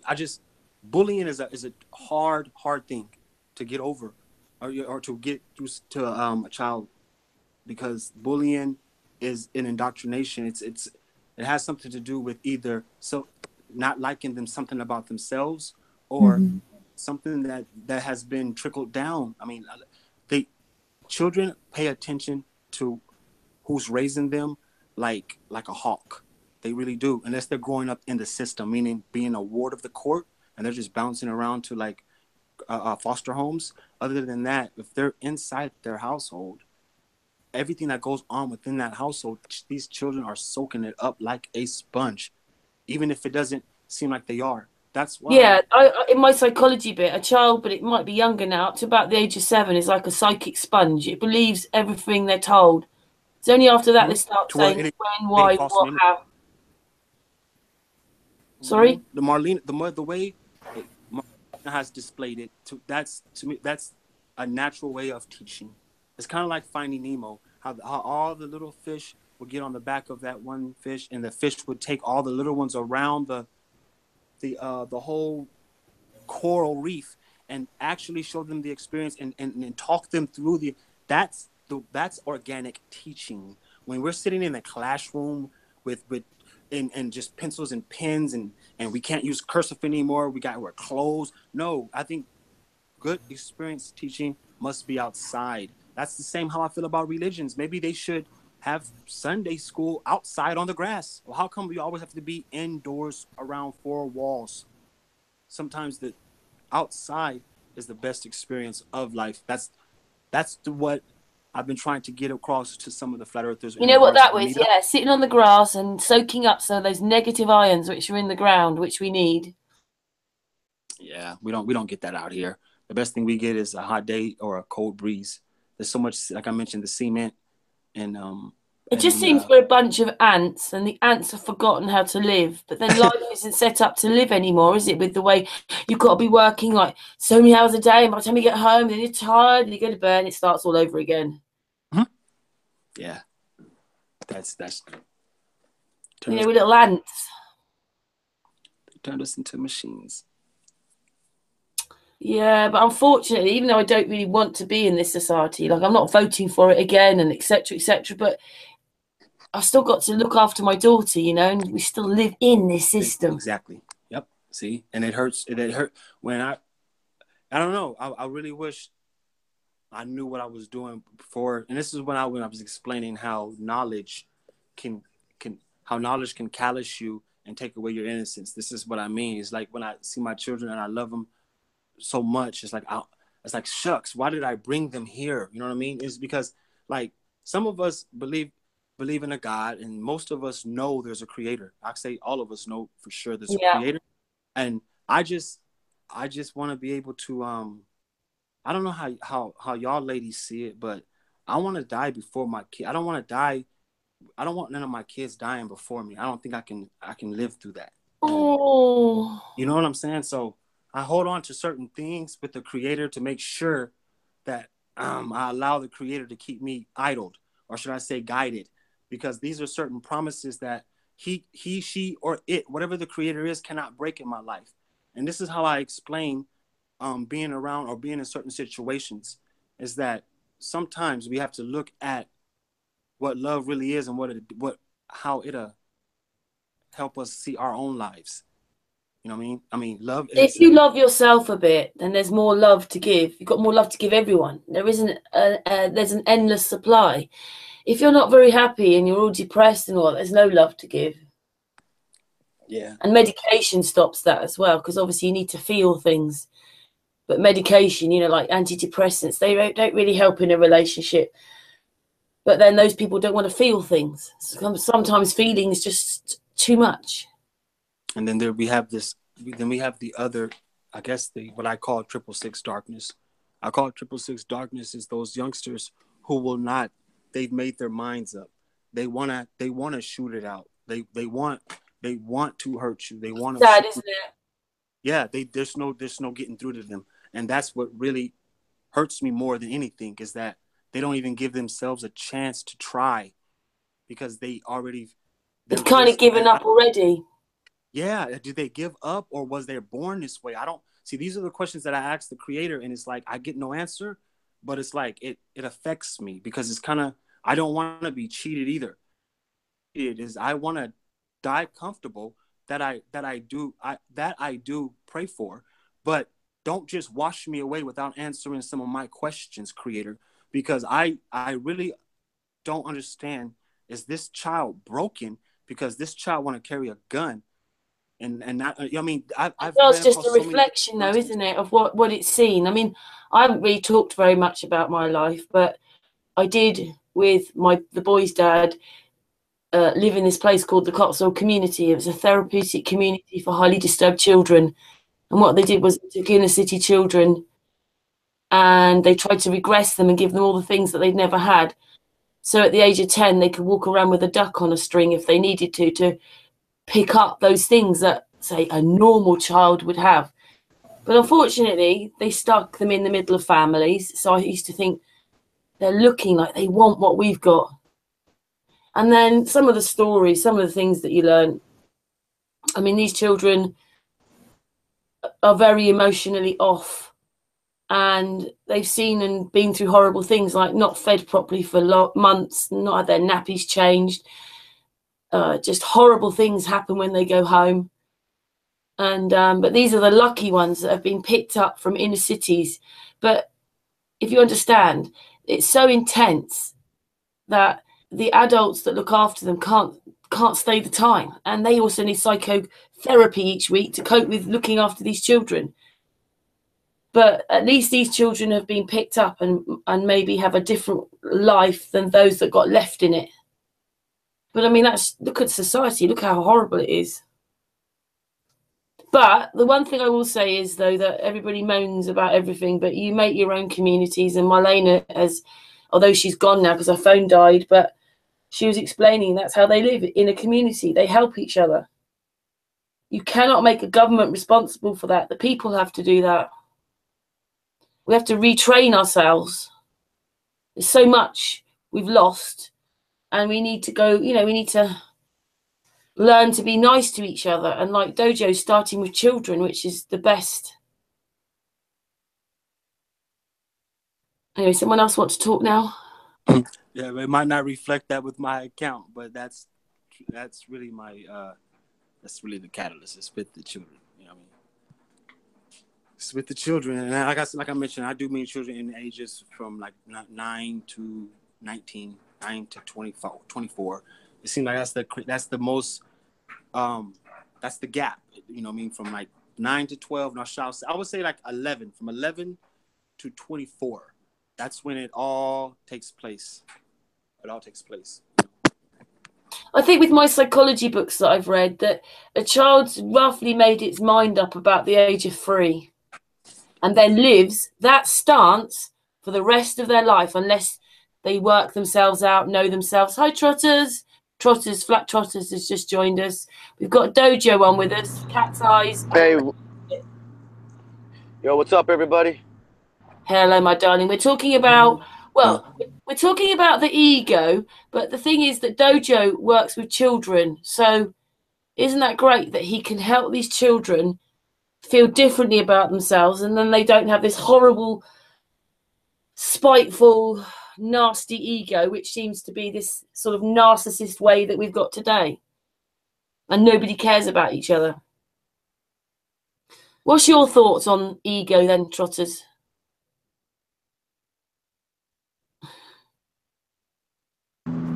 I'm sorry, come again. I'm driving. It was hard to hear that. What was that again? I was just saying, what's your words on ego, like egotistical, all the wrong sides of an ego? We're talking about, that's why I heard Dojo talking about we need to be responsible for our egos and this whole thing. And I thought, wow, we need to have a hangout with him. Respect, you know? What's your version on all this sort of what an ego should be? Yeah, that's a good Big topic question. there. Yeah, I need to think about that for a second. Okay.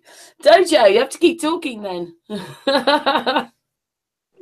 Yeah, I'm here. Shout out to all the new panelists. Yeah, I'm here. I was just opening my garage, finishing the laundry before my wife came home. Yeah, I do chores. That's one thing I do also, is chores. Hey, that's good. Hello, Dojo's wife. Yeah. You know what though? If you're a happier person and you're not worrying about all that ego stuff, it doesn't even fill your life. And it is really sad if children have kind of, young people have given up. It's terrible, isn't it? That's what they've seen. They're a reflection of what they've seen. That's true. There's a perfect example. I'll give you a scenario. My neighbors, they decided to rent the house out before they moved, and the house they rented out, I guess, a lot of people out here, they'll alter their rental lease in order for them just to get approved for the home, and then they move everybody in, or they just bring in. And so this is what I mean by conduct during, and what I mean by art starts in the community first. And so they have a 19-year-old son. We've gotten into it several times. I mean, quite heated, and like I said, I'm 40, he's 19, and I'm old enough to be his father. And so I'm thinking that his father is going to be man enough to, to discuss some things with me while his son is present, and to make his son to understand that this is how you have a conduct in your community, especially if somebody's minding their business, because he's a little knucklehead. And it didn't happen that way. His father actually lashed out at me as well. And so what it caused me to do was lash at the father. So it caused me to escalate. Instead of diffusing the situation, his father caused it to escalate. And now that everything is diffused, there's adolescents out there who only follow in the footsteps of their parents. Some of their parents don't really know. They just don't. Here we go back to the caring part of it. It goes back to caring. Like, it just does. I mean, some people feel like they're high and mighty, or they must look down upon a certain society, a certain aspect of people, in order to feel like there's something in life. Some people have to shit on the little man in order to feel bigger than what they who they feel like they are. And I came across that and experienced that myself. So some attitudes and personalities, I cannot. I don't have a magic wand. Dojo Time is not a trick. I guess I'm just trying to. You have to surround yourself with. Wing. I know you can't help it with your neighbour, but what emanates from you, if you're happy in that, you attract this back, and so you just and you have to make sure then you've got nice people around you and not them. But you can't help a neighbour, can you? If when someone's living next to you, you don't have a choice in that. But people may not realise things like this elderly lady one day. She was telling me something. I met her at the zebra crossing, was crossing the road, and she was explaining things about how she knew people were angry because they wanted to change the weather. And it's something you can't change. So you just get on with things. But she could tell by the way they were talking about things, oh, the weather. They were angry people inside, but they didn't realise they were angry. Yeah. If you understand. Yeah, I totally do. I didn't know what to do, so I stayed to myself when it comes to the neighborhood. And but yeah, it was just crazy. And you know what? It's crazy because you can't tell somebody how to raise their children. They feel really offended when you like try to bring to them how to, maybe your child should. I'm pretty sure that you're the kind of person like with the neighbour. All it was a wall. That was it, and you can't get over the wall. So you're just going to react the way you are because there's no way over the wall to get to them to sort it out because you just know with what they say and do, it's a wall. Right. Some of the most of the adolescents out here, these teenagers, they're on what they call promethazine. It's just like cough syrup. They have a high tolerance by doing multiple drugs. I'm talking like Xanax, Ativan, and so that you can come across a group of kids, 19, between 17 and 19. It could be 4 or 5 of them driving their grandmother's Cadillac or something.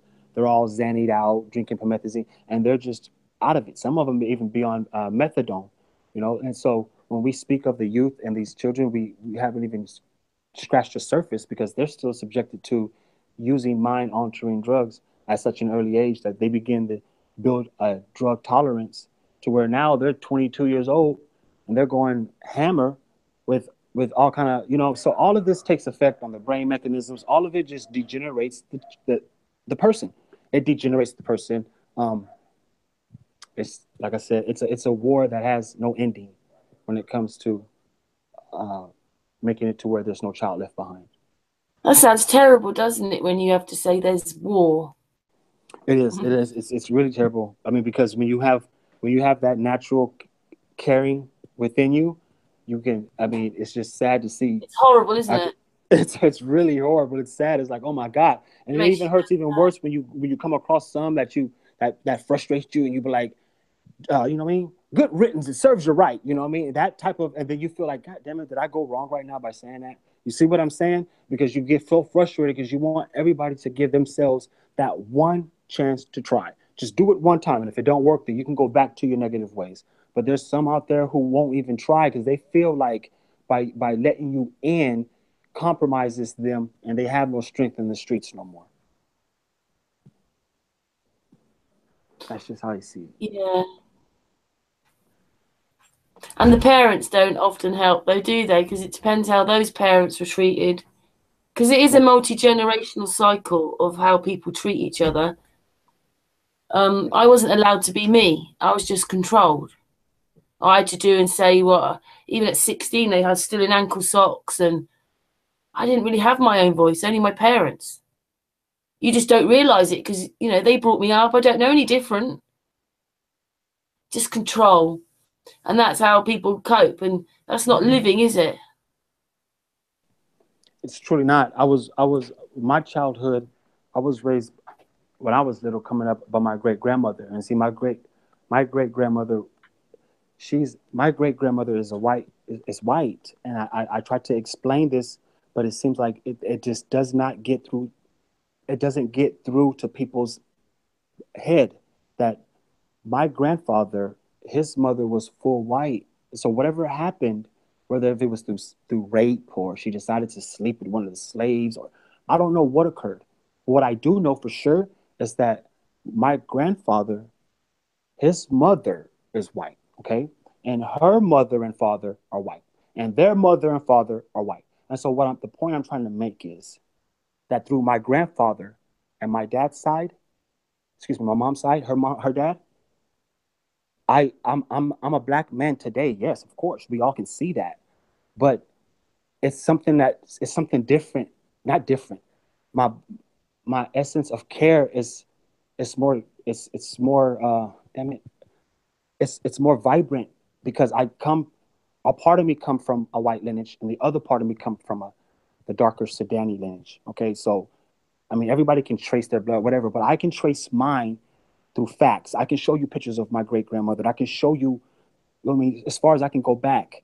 But my thing is that I'm up against so much because as a teacher, looking for equality for each student, even racism is a anchor. It's an anchor. It's an anchor. They can accept to learn together, whether in the classroom or on the playground. But that mentality changes if they have to invite someone over to their home or get a birthday invitation to come and enjoy the festivity. Racism has become something evil. Even that bit though, you know, it's not actually the people's fault. We've been taught this way, we've been bred this way, we've been indoctrinated this way. I think it's absolutely disgusting that they've turned the people against the people and made it all this racialist, this whole thing. It's disgusting. But the people wouldn't have been like that. It's just this total indoctrination. It makes it hard to teach as well. It makes it very hard to teach because it seems like you're going against perhaps what their parents has taught them or what their little quote unquote gang has affiliated them to be like. And so it makes it difficult to teach. And the only thing I teach is to give yourself a chance. That's pretty much all I teach. Is to give yourself a chance, you know what I mean? But then that's a big group ego, isn't it? Because you imagine now I'm cool and slick and, oh, look, you're going to follow me and you're going to do it my way and everybody's got to be like that. So that's a collective horrible ego, isn't it? That's now instilled in this group of people where they think it's cool to be like that when it isn't. It's the opposite. And all they really probably is crying out is what they're really saying is, I need a hug. Truly. I need someone to love me. Truly. Most people who are initiated into gang activity or into gang life is because the gang gave them that type of care that they did not receive from home. So really, everything you say is truly correct. There's a percentage of people who decided to say, I'm going to initiate myself into this lifestyle because of the fact that they had that support, they had that care, that what we may say is bad, but it got them full that night and it allowed them to buy that weed that next morning. So it's just lifestyle itself is really what we're all up against. Who's willing to give themselves that chance in life to say that this is a style that, you know, this is a charisma I want to live. I'm really, I've been a gang affiliated all my life, 40 years. I came out, I was born into gang life. My mama, my daddy, all of us in California, 90% of us, we can say this. Most of the Mexicans are whether norteño or sereno. Most of the blacks are whether Crips or Bloods, and most of the whites are whether Crips or Bloods, norteños or sereno. See, out here in California, we don't understand what it's like to think how it is down south. They were down south. The history books and all this stuff, they taught them to think a certain way. Out here in Cali, we don't see race. We don't see the race. You know what I'm saying? We see it's more of a turf thing. It's like a street thing. It's like if you see a homeless teenager because their parents are strung out, what do? Do you put them on? I mean by put them on, do you put them on your gang or your set? Because this is the only way you're going to take care of them. You don't make enough money as an adolescent yourself. You don't make enough money to support another adolescent. And so when gang activity occurs, this is how organized crime comes about. Most people are looking for care. And so, Karen, you're right. Most of this can end with a hug. But what happens after that hug? Is that a synthetic hug? Or is that a real caring hug that we can give that person the alternative? I meant from the beginning, if they could have had that love and care. Because, I mean, it's like you can have two children, can't you? You can have the one that the parent says is thick, ugly, useless, and all the rest, and grows up that way. And then you've got, and it doesn't teach them that, like you said, occasionally positive. When you're arguing, it can positive outcomes if it's occasionally and it's the right way. So you're teaching that child doesn't get any of that. The other one gets love, gets taught things, gets taught emotions. It's okay for this, it's okay for that. The parent says sorry sometimes. Well, that child is going to be totally different to the one you called thick, stupid, and useless. It's the Cain and Abel story at its finest. And the Cain and Abel story is so tailored that they miss the whole aspect. When you look at the Cain and Abel story, Cain did exactly what Cain was told to do. Cain did not fret. Cain did not frown. Cain did exactly what he was told, and so did Abel. So it was only up to the Lord God to denounce what Cain had did, what he was told. And so when you say, not you per se, Karen, I'm just speaking as in general as a story. So in the story of Cain and Abel, when I denounce or when the Lord denounces Cain's offering, but accepts Abel's offering, Cain, that's the birth of ego. Cain gets upset for the fact that I did exactly what you told me to do, and I did it honorably, and you still denounced me and denounced my offering to you. That is the birth of ego. That is when the collision of Cain and Abel really caused me to see, like, okay, a lot of people like to use the term in psychology, they like to use the term cognitive dissonance. But there's a term in psychology also called Stockholm syndrome. And Stockholm syndrome runs rampant today. Stockholm syndrome is something that causes the brain to just collapse and just give in to its oppression, whether if it's being suppressed in a negative way or not. It causes the brain to say, you know what, I am comfortable with being the victim. That is Stockholm syndrome, and that's running rampant. And that's the Cain and Abel story. The Cain did not do anything wrong in order for the Lord to denounce him the way that he did. Now the slew part, I don't understand the slew part, but that's how that story resonated with me. I yield the floor. DOJO, I like to give you one more point of view about Cain and Abel. Actually, Cain and Abel, it's you, it's W, it's the bad you and the good you. You see, Cain and Abel, it's a symbol that what's happened in us. It's the bad me and the good me. This is Cain and Abel. You see, you need to take it as a symbol and not as a story that was two brothers and they killed each other. No, it's the W. It's the W. You kill yourself. This is the meaning. Think about this, DOJO. What do you think? That was Yeah, that was breathtaking. I never looked at it as the double me. So it allows me to re-advise what I may think, taking it literally, and I appreciate you. Oh, you're welcome. And also Adam and Eve. You can watch this in another point of view. It's not the woman's fault. It's nobody fault. It's us who ask from Yah, from God. Yes, we ask to become like Him, Creator. So so we become creator like God. So we need to live our life here like we are already in heaven. You see, um, it's not correct story about Adam and Eve fault. It's not true. This is not correct story. The correct story is being only a human being who wants to be creator like his father, and his father give him this, and his father tell him, now I watch you what you are going to do with your creator. See? Now I watch you, I give you this present to create. And I want to see, I watch you. You know, like Morpheus said, Neos tell him, look, I know how to do this, and I know how to do this. So Morpheus tell him, show me. So it's the same. Our Father tell us, show me what you do with this creation that I give you. Show me.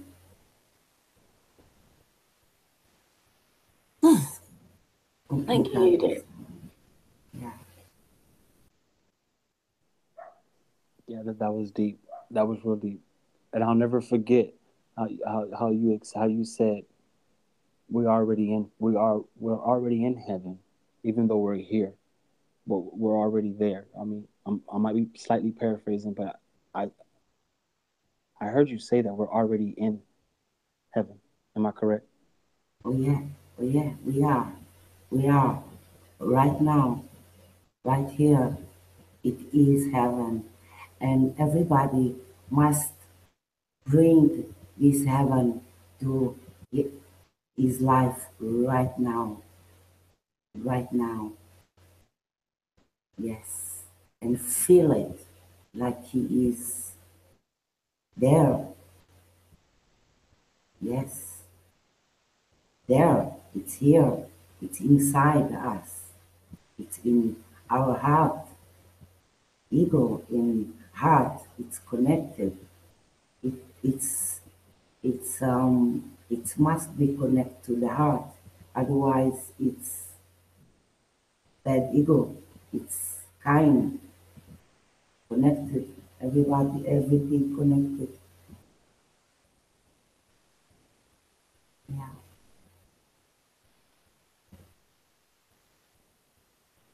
Thanks for that, Yudit. Yes. Sorry, Dojo.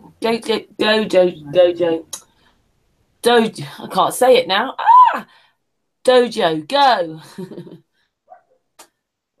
Yeah, that was real heavy, heavy in a real spiritual way. I mean, I don't know who was speaking right now, but I mean, Yudit. My name is Yudit. I'm from Israel.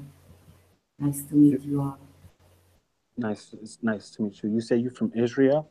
Yes. Nice. One of the only flat earthers there.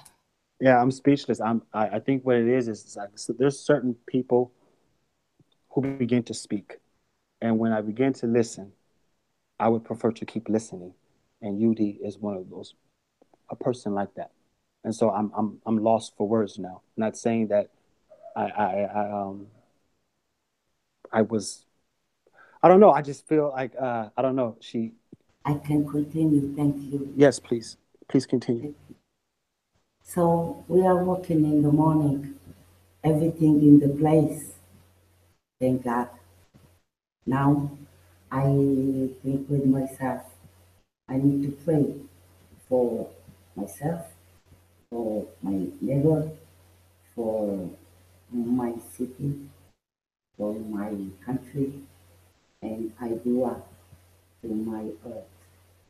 And then I go up with my prayer to everything is upstairs. And then I go down with everything is there. I don't know what is there, but yeah, I pray for everything because I am everything. Everything is connected.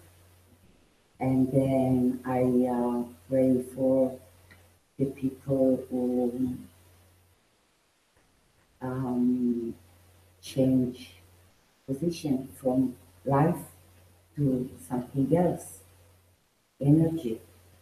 But this energy is still here, still here. So yeah, and then I'm ready to go out and see the creation. And just to explain that Yudit goes out with her P900 every day to take pictures of the sun and the moon, don't you, down by the sea? Yes, and then the nature make me his show, his big show, special for me. Picture me like this, picture me like this. Now picture me like this.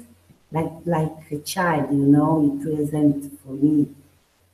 He show me all the creator and I picture and I don't have air when I picture because it's so wonderful what the nature show me. Yeah, you've taken some amazing pictures, Yudit. Thank you. Yudit's on Facebook, by the way. If you want to see her work. It's under the same name, Yudit on Facebook. Yudit Baz. Yudit, you speak English very good. Were you raised speaking English, or you learned it as you grew up? As I Or were grew you up, born? You were born speaking English? I learned through the YouTube because I watched so much videos and I couldn't translate. So I just listen and listen and listen. That's how, yeah. And you know, these children that you are talking about, it's me. I grew up in the street. I know these children. I know where they come from. I know. And our life become heaven if everybody get responsible for our life, our children, even if we are in the system. But we need to take responsible and try to find a solution to live in peace with the system. Otherwise, we are going to the desert. There is always a solution. And good creator was looking for a good solution. You see. Thank you all. Oh, thank you, Yudit. Yeah, thank you, Yudit. We sort of are in the desert though now. This is what it's like they sent us to boot camp and they didn't tell us. It's like a form of communism we're living in. Because there's all this subversion and they're funneling everything. They're telling you what to watch. I mean, just listen to the ads. They've got cancer after every other ad, or debt, or the news is all about dying and death. There's nothing nice, and the soap operas are all about families breaking up. And what are we watching? Do you watch the television? Because I don't watch the television anymore. Occasionally, once a week or something for 10 minutes. No, I don't. I raised all my children in my household. There's been no television, not as in a restrictive way, but my living room is a library. I collect books. I've been collecting books for the last 5 years. My children, they're able to watch what they want if they're able to navigate to it. Basically, if they go online and go to Netflix, or that's how they're able. But by them being raised without it, they never miss what they didn't have. And so now that when they have the chance to go watch or view what they want, they don't find interest in going at all. I have more complicated time getting my son off the video game, if anything. Other than that, my children they're scholars. That they make me proud to say that they are. That they're not indoctrinated, but they can combat the system, as in academia, wanting to know test scores, because really test scores is just handcuffs. They should do away with test scoring and just usher in the experience for the child. It'd be a lot easier, and it'd be a lot simplified. But not to take away from what I'm feeling from Yudit. Yeah, you liked that, didn't you? Yeah. I can't even get my words together. I'm shook up. If I've ever been shook up from communicating on a panel, what it's have you today. done? What have you done, Yudit? It's come from Oh, well, that's brilliant then, isn't it? So you were meant to come on this hangout tonight. Indeed. Could I just ask you to explain a little bit more about this Stockholm syndrome then? Maybe that's the issue with egos that's going on. Well, the Stockholm syndrome, it's the Stockholm syndrome is it's more geared toward just accepting what is. You know, like some would say that a revolt or a revolution or to rebel in a justifiable that can be justified, then one should do so. And the one that decides to say, I'm acknowledging that I must rebel in order to be treated equal, but I choose not to. I choose to just sustain myself under this oppression. That would be considered something like a Stockholm syndrome. Ego, it really doesn't really formulate with ego well, but it is something that happens to a lot of these adolescents and children inside their households or by their caregiver. They don't they're not raised and asking the questions like, why is this? How come is this? How come is that? You know, everything is not that. You know, what I mean, children are losing that adventurous mindset, and I feel like it's through Stockholm syndrome. I feel like Stockholm syndrome is something that a parent does to a child and may not know of, because it causes the child not to question the parent due to the child feel like I'm just a child, and really they're really not just a child. That's it's really a soul in there. Um, You so a said lot of about children giving talk up. freely. You said it's about people give up. They not necessarily give up. It's an acceptance. They accept they accept the inevitability. They accept it. It's like it's the best example to put would be slavery. You know what I mean? They would say at some point you have some who stood up and revolted, whether if their life depended on it or not, and then you had some who considered themselves, you know, I'm okay with eating the slops and leftovers. I'm okay with doing outside. I'm okay with slavery as long as I'm comfortable and left alone. Some people just wanted to be left alone in their, and that's Stockholm syndrome. When you know it's not right, but you don't want to do anything about it, just accept it. That's Stockholm syndrome. I think it's spelled Stockholm syndrome. Do you It's think in that's what a abnormal lot of psychology. people? Do you think that's what a lot of people are suffering today? I couldn't say. I mean, that's I would be a fool to say what to express what I think a lot of people may be suffering from. The best thing I can do is just try to improve what I feel seems distorted. You know what I mean? I think that's what it is about Yeti. I think what how do you pronounce the name? Yudit. Yudit. I think there was something in me that was distorted, and just by hearing her, fixed something. And so now I'm just eager to carry on. You know what I'm saying? But that's I think that's what it is. I think people have just to sometimes you just got to hear somebody else. You'd be surprised how it can just be a complete stranger that can totally change your frequency. I mean, it's sometimes it's unparalleled, but we need it. I need this conversation. Yes, we need each other. Yeah, you've hit a different frequency with Yudit tonight. Yes. Oh, that's really good. I'm glad because Yudit is quite often on the panel. She's a really good friend to me and helps me, but she's usually quite quiet when she comes on. People, if they come in the chat room, don't hear Yudit speak very much, but she did today. I'm glad that she did. I mean, I I can tell she's a woman with few words, but I'm somebody who's very analytical. So she didn't have to say too much in order for her to direct them towards me. I just needed to be attentive when she did, and I was. So I thank her for that. Oh, there you go, Yudit. Love you all. Yes, and even if it's ego, it's a nice side of ego that can say thank you. We've forgotten those kind of words, haven't we? Thank you. Yeah, you know, being not. You said caring, being nice to each Yes. other, Yes. respectful. It's helping Do you me. think?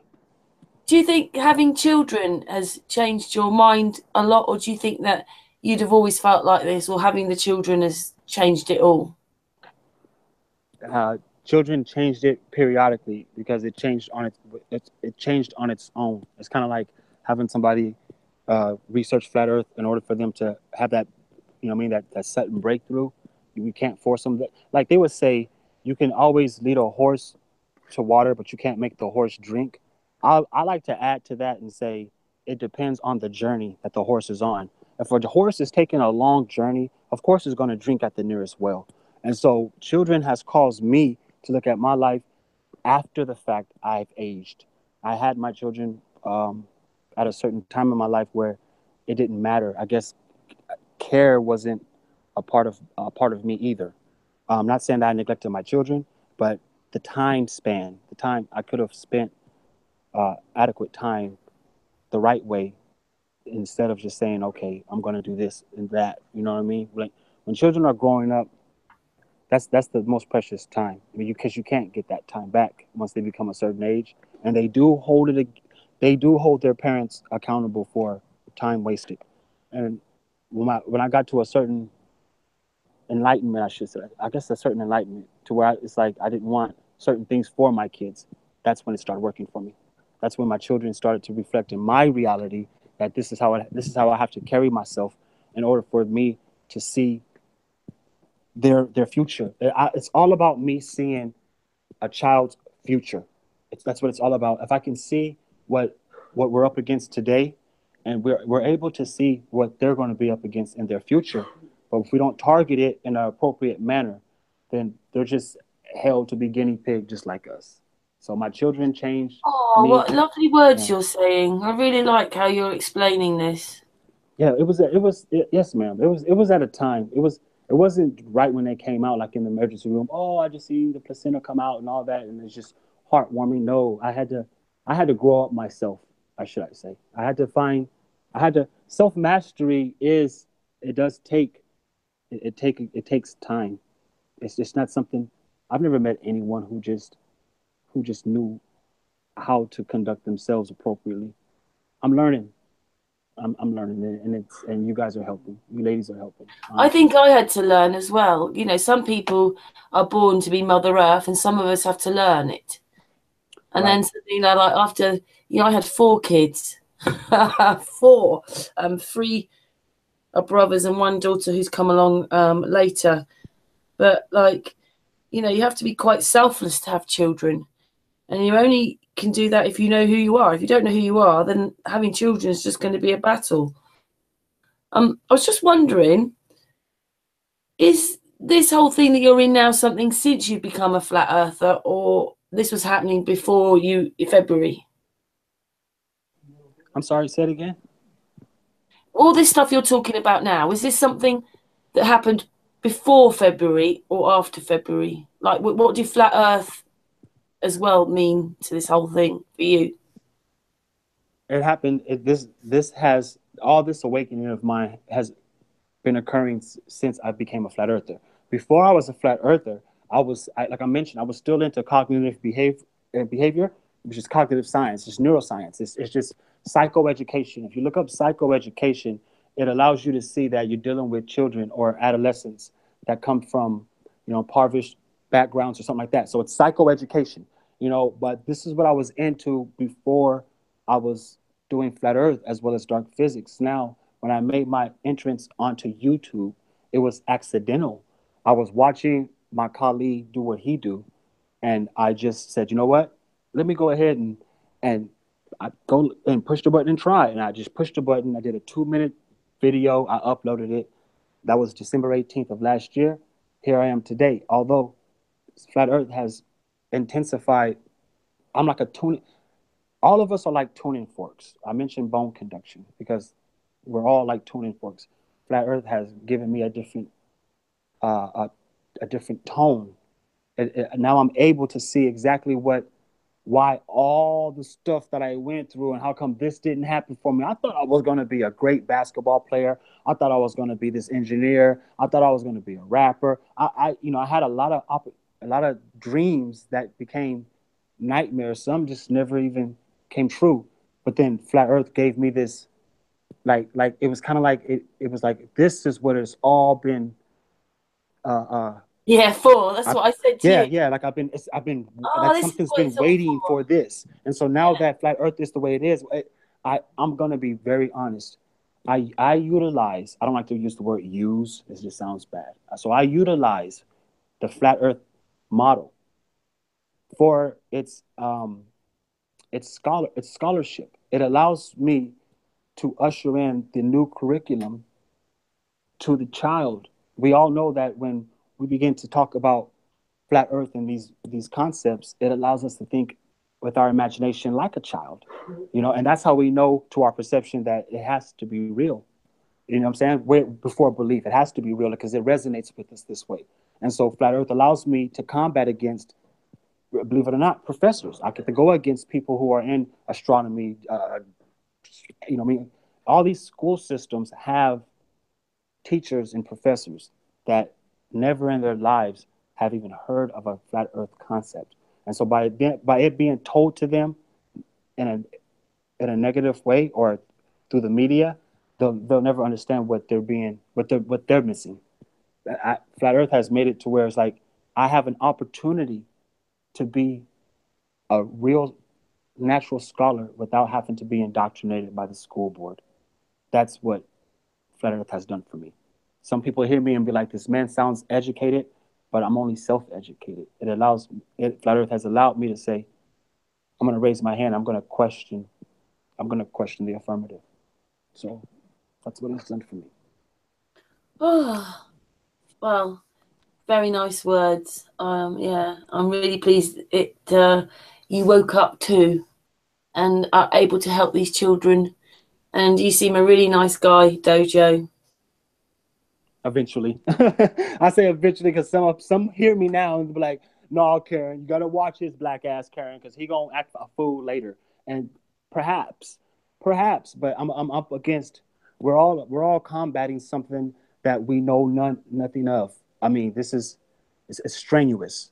Sometimes I'm left alone. I'm deserted, and I don't hold people accountable for that.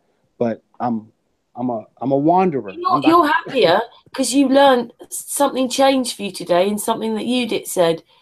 So you learned something or something changed for you and it makes you happier because you were learning. And that's the bit that everybody should remember is if you're not learning, basically, I think you shrivel up and die.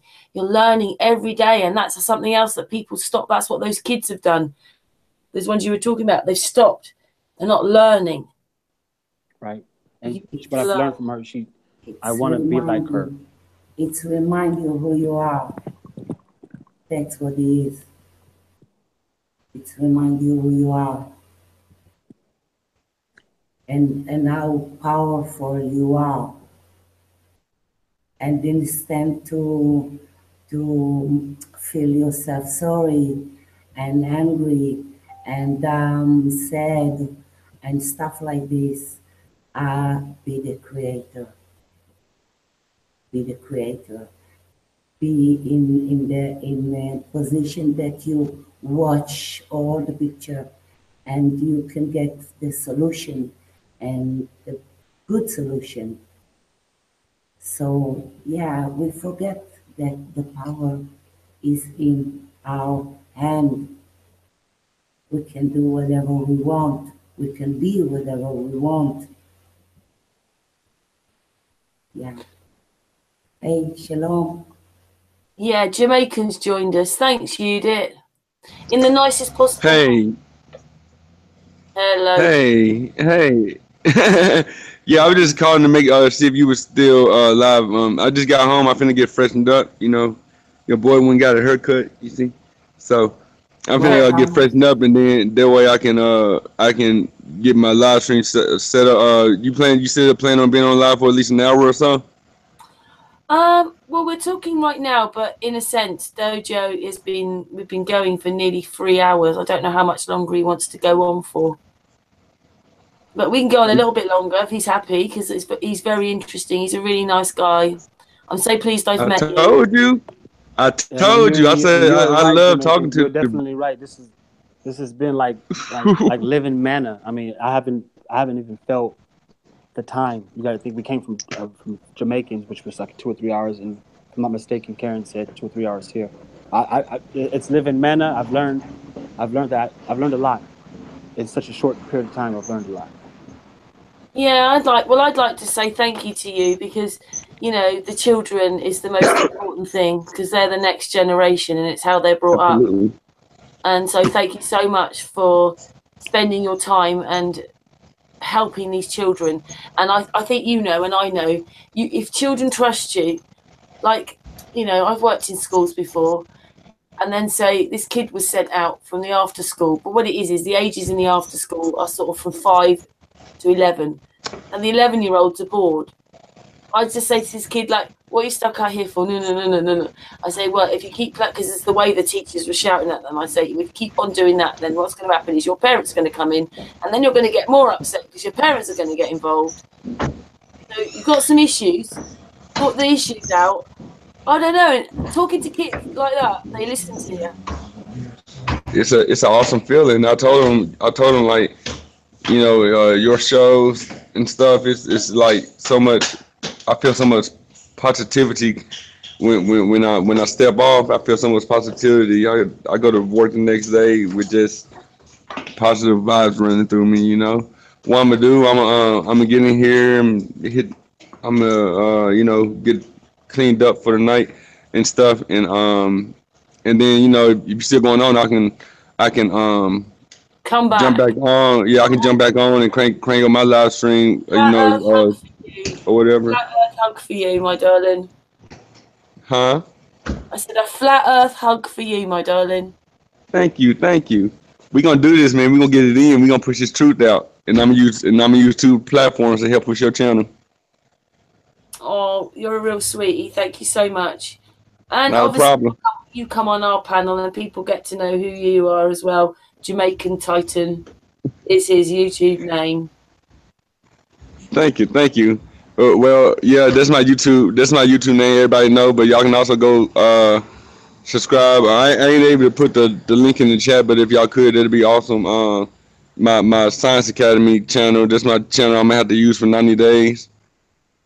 You know, cause you know what happened to the Jamaican Titan channel. You know, Oh, God. but it's all good. I was up cranking running within 24 to 48 hours after it happened. So you know, y'all can they can keep throwing stones at me, and I'm launch concrete blocks back at them. Yeah, just when you think you're getting somewhere, something happens. It's cool. I mean, I don't know why they keep on trying to stop us. They keep losing the battle. A battle over battle. You can't even win a war if you can't even win a single battle. So they can continue to you know, critique my videos and push the idea that I'm working at Burger King, even though I'm making almost $20 an hour, that it's impossible to work at Burger King. And you know, I let them keep on pushing that fake bio I got on my Google on my Google profile. Yeah, so if y'all listening, y'all can keep on pushing that false information I got on my Google profile if it makes you sleep better at night. But coming to Karen's show, it makes me sleep better at night. But I'll be back. I'll be back in about 30 minutes. Okay, All right. you're a sweetie. Thank you. I'm just putting your link in the chat room. Oh, he's gone, I think.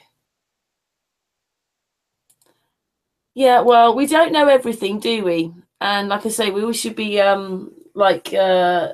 growing and learning each day. When we don't learn and grow, then everything changes. Do you think with that ego thing is pretty nasty at the moment, though? The nasty side. Everybody's angry, agitated. Everybody thinks they're better than anybody else. I'm not saying us lot here, guys, by the way. I just mean generally. If you bump into someone in the street, you could always be having an argument. Yes, So, yeah, you're still there. I'm still here. You know, we've forgotten to care about each other, full stop, haven't we? Or care who we are, or be families. I guess they feel like caring is a submissive thing. maybe, you know what I mean, they don't see that caring has a, you know, there's acts of bravery that comes from caring, and courage comes from caring. You know what I'm saying? Care is lots of But stems from I think caring. you see things differently, won't you? You know, like, I think if you're, without sounding horrible, a really egotistical person, crying doesn't come into it. They see that as weak. But I see that as a strong thing. I see it the other way around. And I'm not saying I want to see men cry. I just mean if a man can cry, at least he's in touch with himself. Yeah. It's a strong thing. It's not a weak thing. Do you see what I mean? How for one person it's a weak thing, but for me it's a stronger thing. At least that person can express themselves. Yeah. Not, maybe crying's not just the one. What can you do? Being able to. I cry easy. I mean, I agree with you. I mean, I guess it's the circumstance that causes, but it's something. You're right. I mean, crying is something like sometimes anger makes me cry. I mean, it's a vent for me. Sometimes I can cry from sorrowful things. I can cry from. I'm a crier. All right, I'm a man and I'm a crier, and I admit it. But you know, don't you, like, if you're quite repressed, all that, then, and you don't think that crying is a good thing, then all that feeling just gets bottled up. Yeah, at least with crying you can release it. There's other ways to release it, I suppose. Maybe you just want to forget about it. But I don't know. I'm just what I'm trying to say was that it depends who you are and what you see, doesn't it? Really, to what you believe as. To one person that's weak, to another one that's a strong.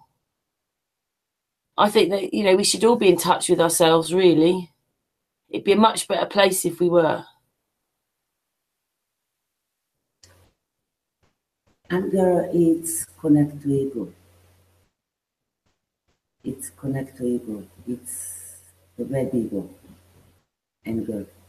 Because you are angry about yourself because you are not find a good solution, so you are angry more.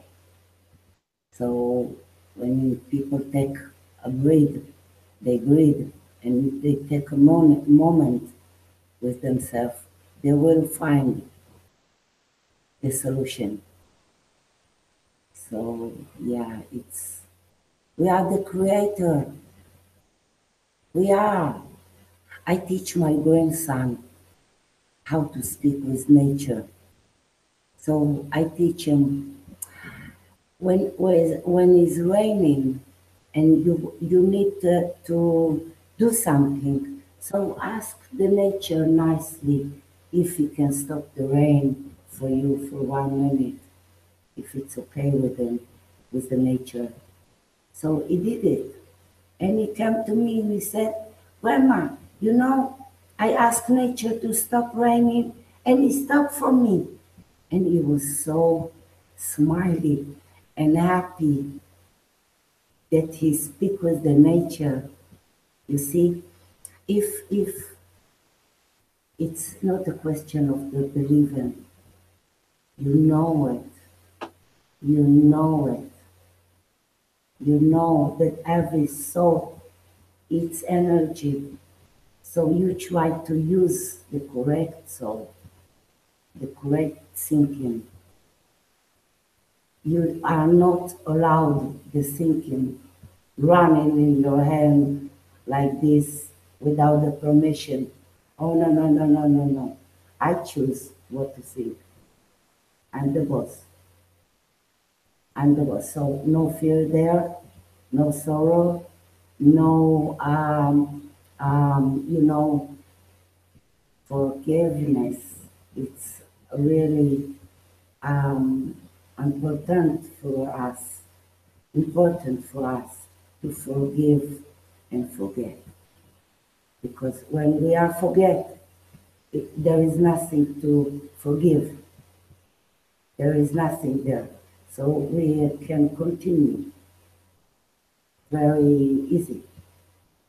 So we don't need all these memories. We need to forget them and forgive them and continue. and create ourselves every day, a new ourselves. Yeah, this is the challenge because all this movie, it's around ourselves. And when we are changing, everything change outside. So it starts with us. And when we are angry and we put the finger outside, it's, we didn't learn nothing. We need to put the finger to ourselves and looking for the change inside ourselves because we are there in this movie. So yeah, remember, we are the creator and not need to be a slave. You can be your boss or your own and create your life every day, every minute. Choose what you want to be. Happy, sad, in neutral, only watch, get knowledge. It's always in our hands. Almost, almost, almost, always in our hands. Yeah, so yeah, think positive and yeah, it's two things. Are you come here to teach or are you come here to learn? Because if you are a teacher, you can't give yourself this luxus to be sad, angry, and all this stuff. We don't have this luxus. We need always to be a magic and find immediately the good solution and react with love, with our heart, and the positive. Because matter, Teachers and helpers. it's everything. It's everything. So take the best from this and create the best. Yeah. Wow. Even if we are talking about bad stuff, it's a bad vibration to the people who hear this. But when we are talking about the heart and about the good stuff and the good thing that we can do and the good solution that we can have, so it's create more good and more good and yeah, have a party.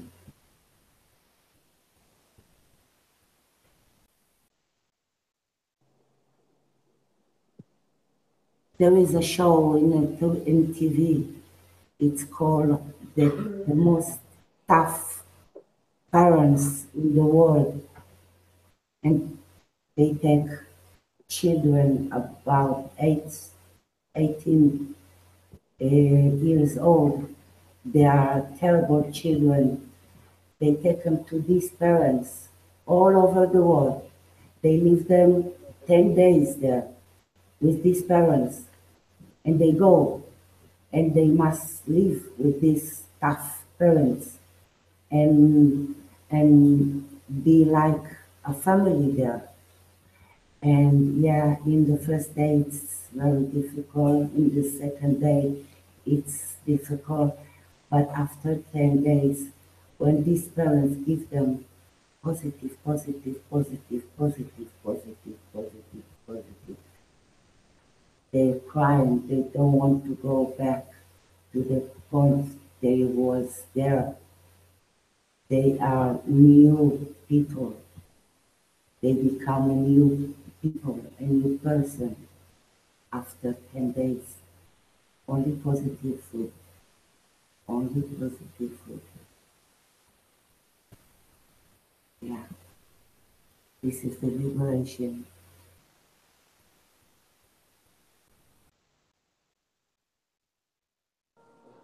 Um,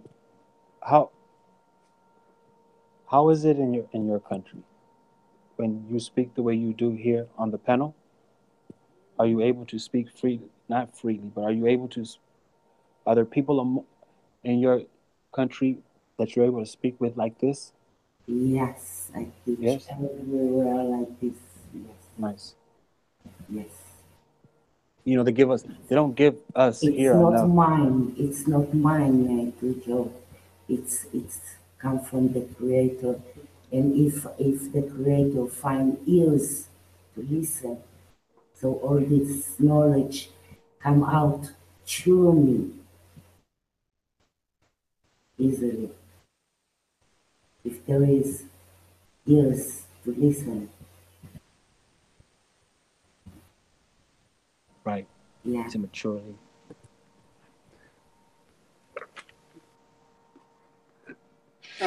Learned a lot today. Might not appear like I have, but I have. You make it happen because you give your ears to listen. And it's the same with me. I listen to you. I'm learning too. Yeah, this is our sharing knowledge. Thank you too. Thank you, Karen. I love you, Karen. Oh, Yudit, I love you too. I do too. We love you too, Dojo. Yudit's been a really good friend to me. She's really helped me very much this last few months. She's a really good support, and yeah, she loves sun and moon. Don't you, Yudit? I'm crazy about salmon because this is the most reality show that exists today in the YouTube. You Karen Petit, inspire everybody to do this hangout. And for me, you are a hero. You are a hero because I can't do what you do, Karen. Only you. Only you can do what you do. Yeah, but And thank all you so this, much. You're so lovely, Yudit. But look what you've done. it's your stage, Karen Petit. Thank you very much. I love you. But look what you've done today. You've helped Dojo today. He's thought about something a bit differently. Oh, we You are did that, brother. Yudit. You are my brother. Indeed, but you were persistent. You were persistent to have me on, Karen, and that's what caused me to have the encounter with Yudit. Yeah. So it all works out. I think that this is what it's. I'm sure that's the unification that can heal or change things for many of us.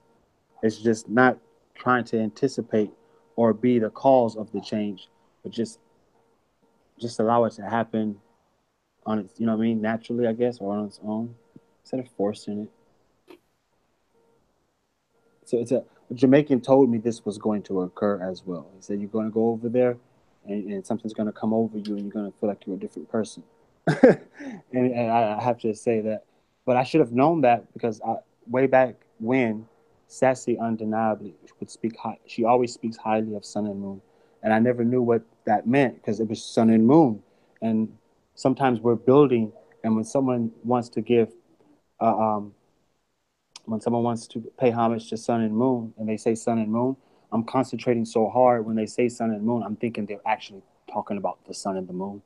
And so I really miss probably a lot of panels in which, like I mean it though, the timing is immaculate though, because I don't think this timing could have been adjusted to be perfect any other way. So, like I said, cheers to you, ladies, and I appreciate you. Oh, well, I heard you speaking the other day, didn't I?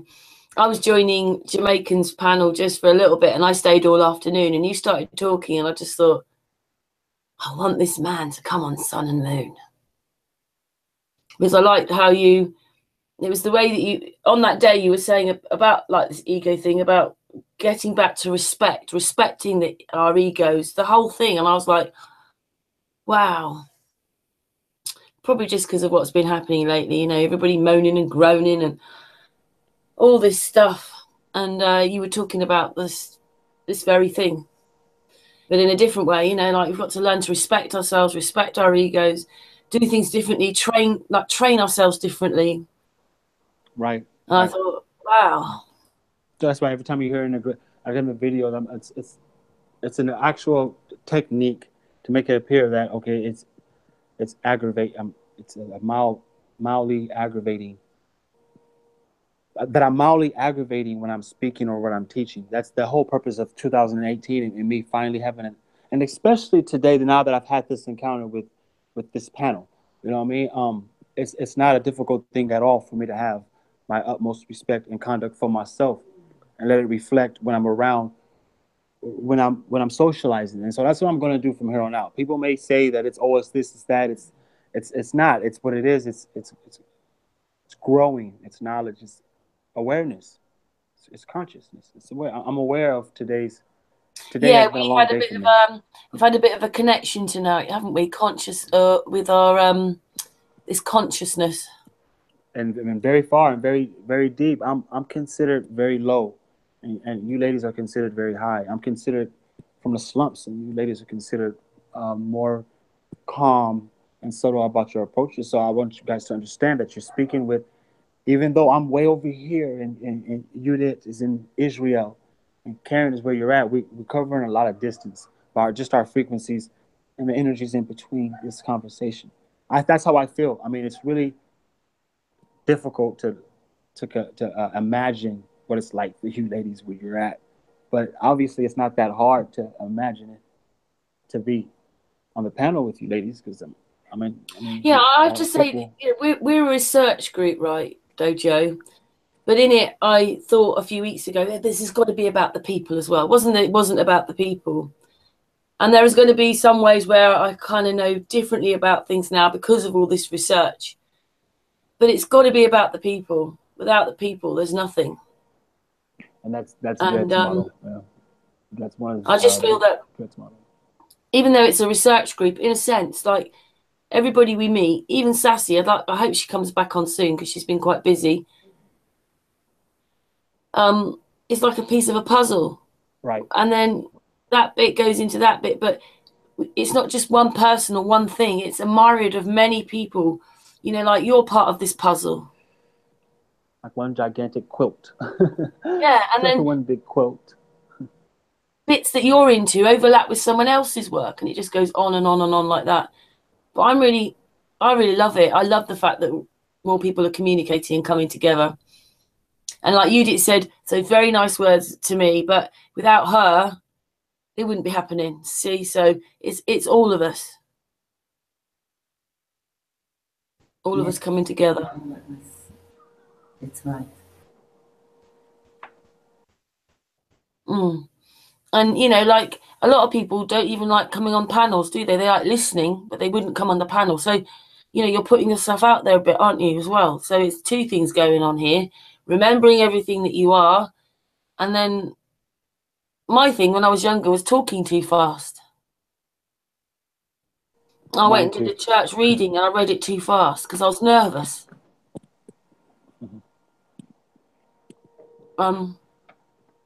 You know, sometimes it's not, you know, a lot of people don't like even coming on the panels.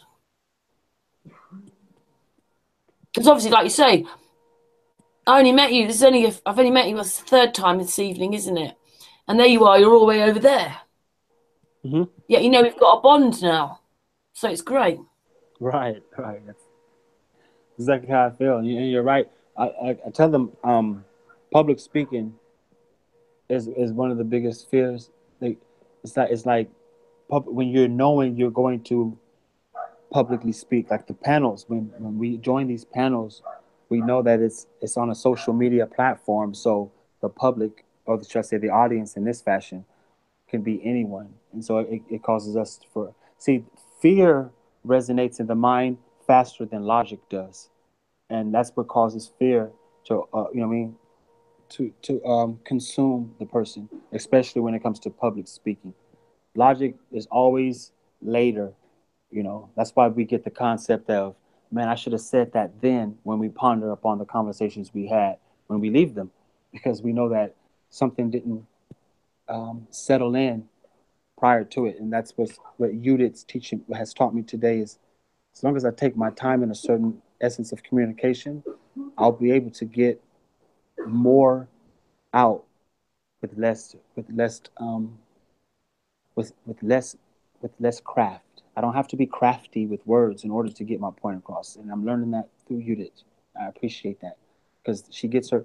If you when you rewind this and you listen to it, everything she said is pretty much the same thing that I said before she came on the panel, and everything I said is pretty much the same thing she said, but she did it in a way to where it's like, oh man, everyone understood it.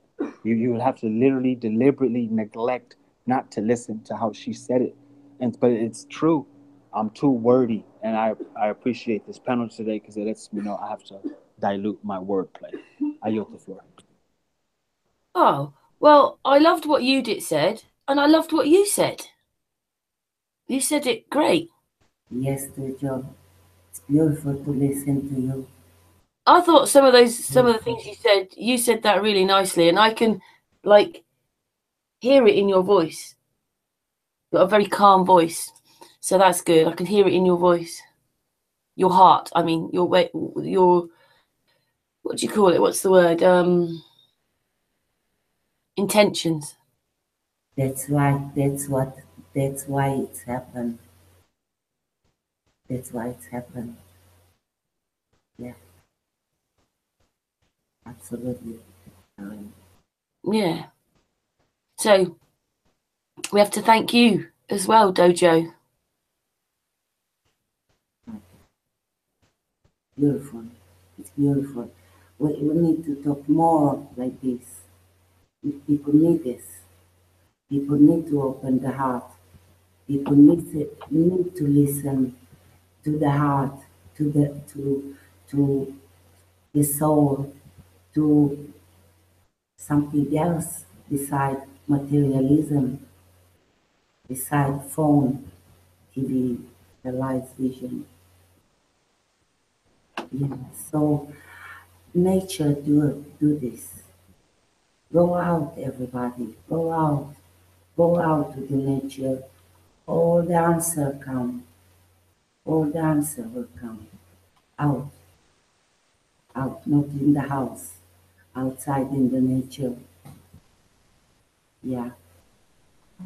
Yeah. That is much easier said for you, though, Yudit. You have really nice weather to go out. It's pretty miserable here right now, but it's not an excuse because you can't change the weather. That's right. It's not an excuse. But I bet it's better fun going with you to the beach than it is going around here to sort of some sort of damp wood and it's cold. You know what? Even if you have a small garden in your house or in your building downstairs, you can do many things. Grow up food with the children, teach them how to grow up tomatoes and use this use Mother Earth to grow up food and trees and enjoy this. And yeah, it's connect to the heart. This is the charger. This is the charger. We charge the phone and we forget to charge ourselves. Where we can charge ourselves, if not from the nature. Yes. Yeah, you're also a yoga teacher, aren't you? Yes. Yoga, it's position of life. It's how you watch life. This is the meaning yoga. It's not the practice. It's not the practical. It's the position of life. How you live your life. This is yoga.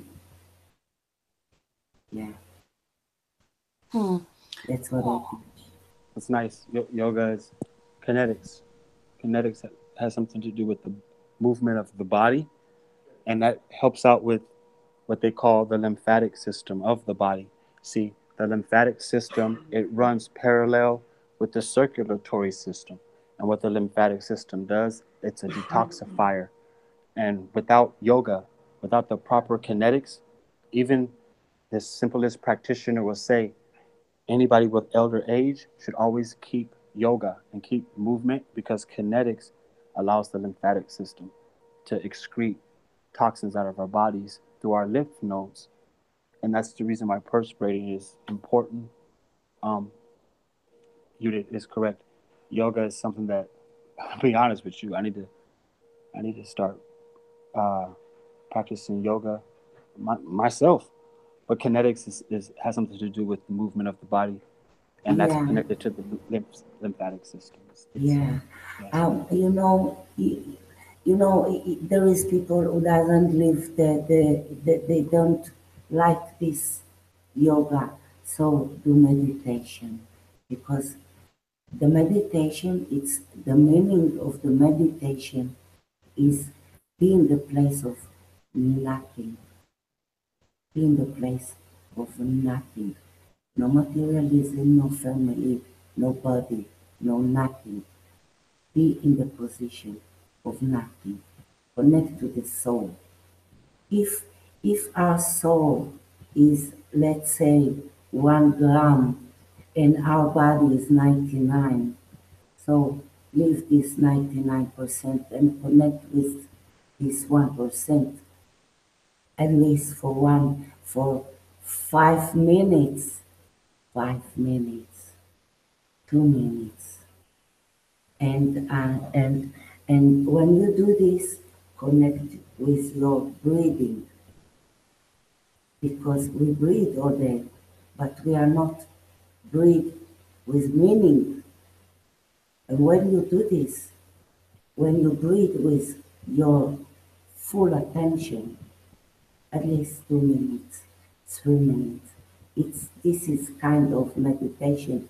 So in this moment that you are in this nothing, you get so much knowledge and charger, incredible.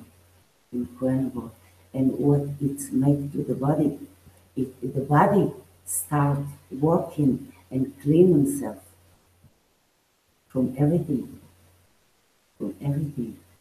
So we don't do this. We are not connected to the breath, to ourselves. So how we can charge ourselves?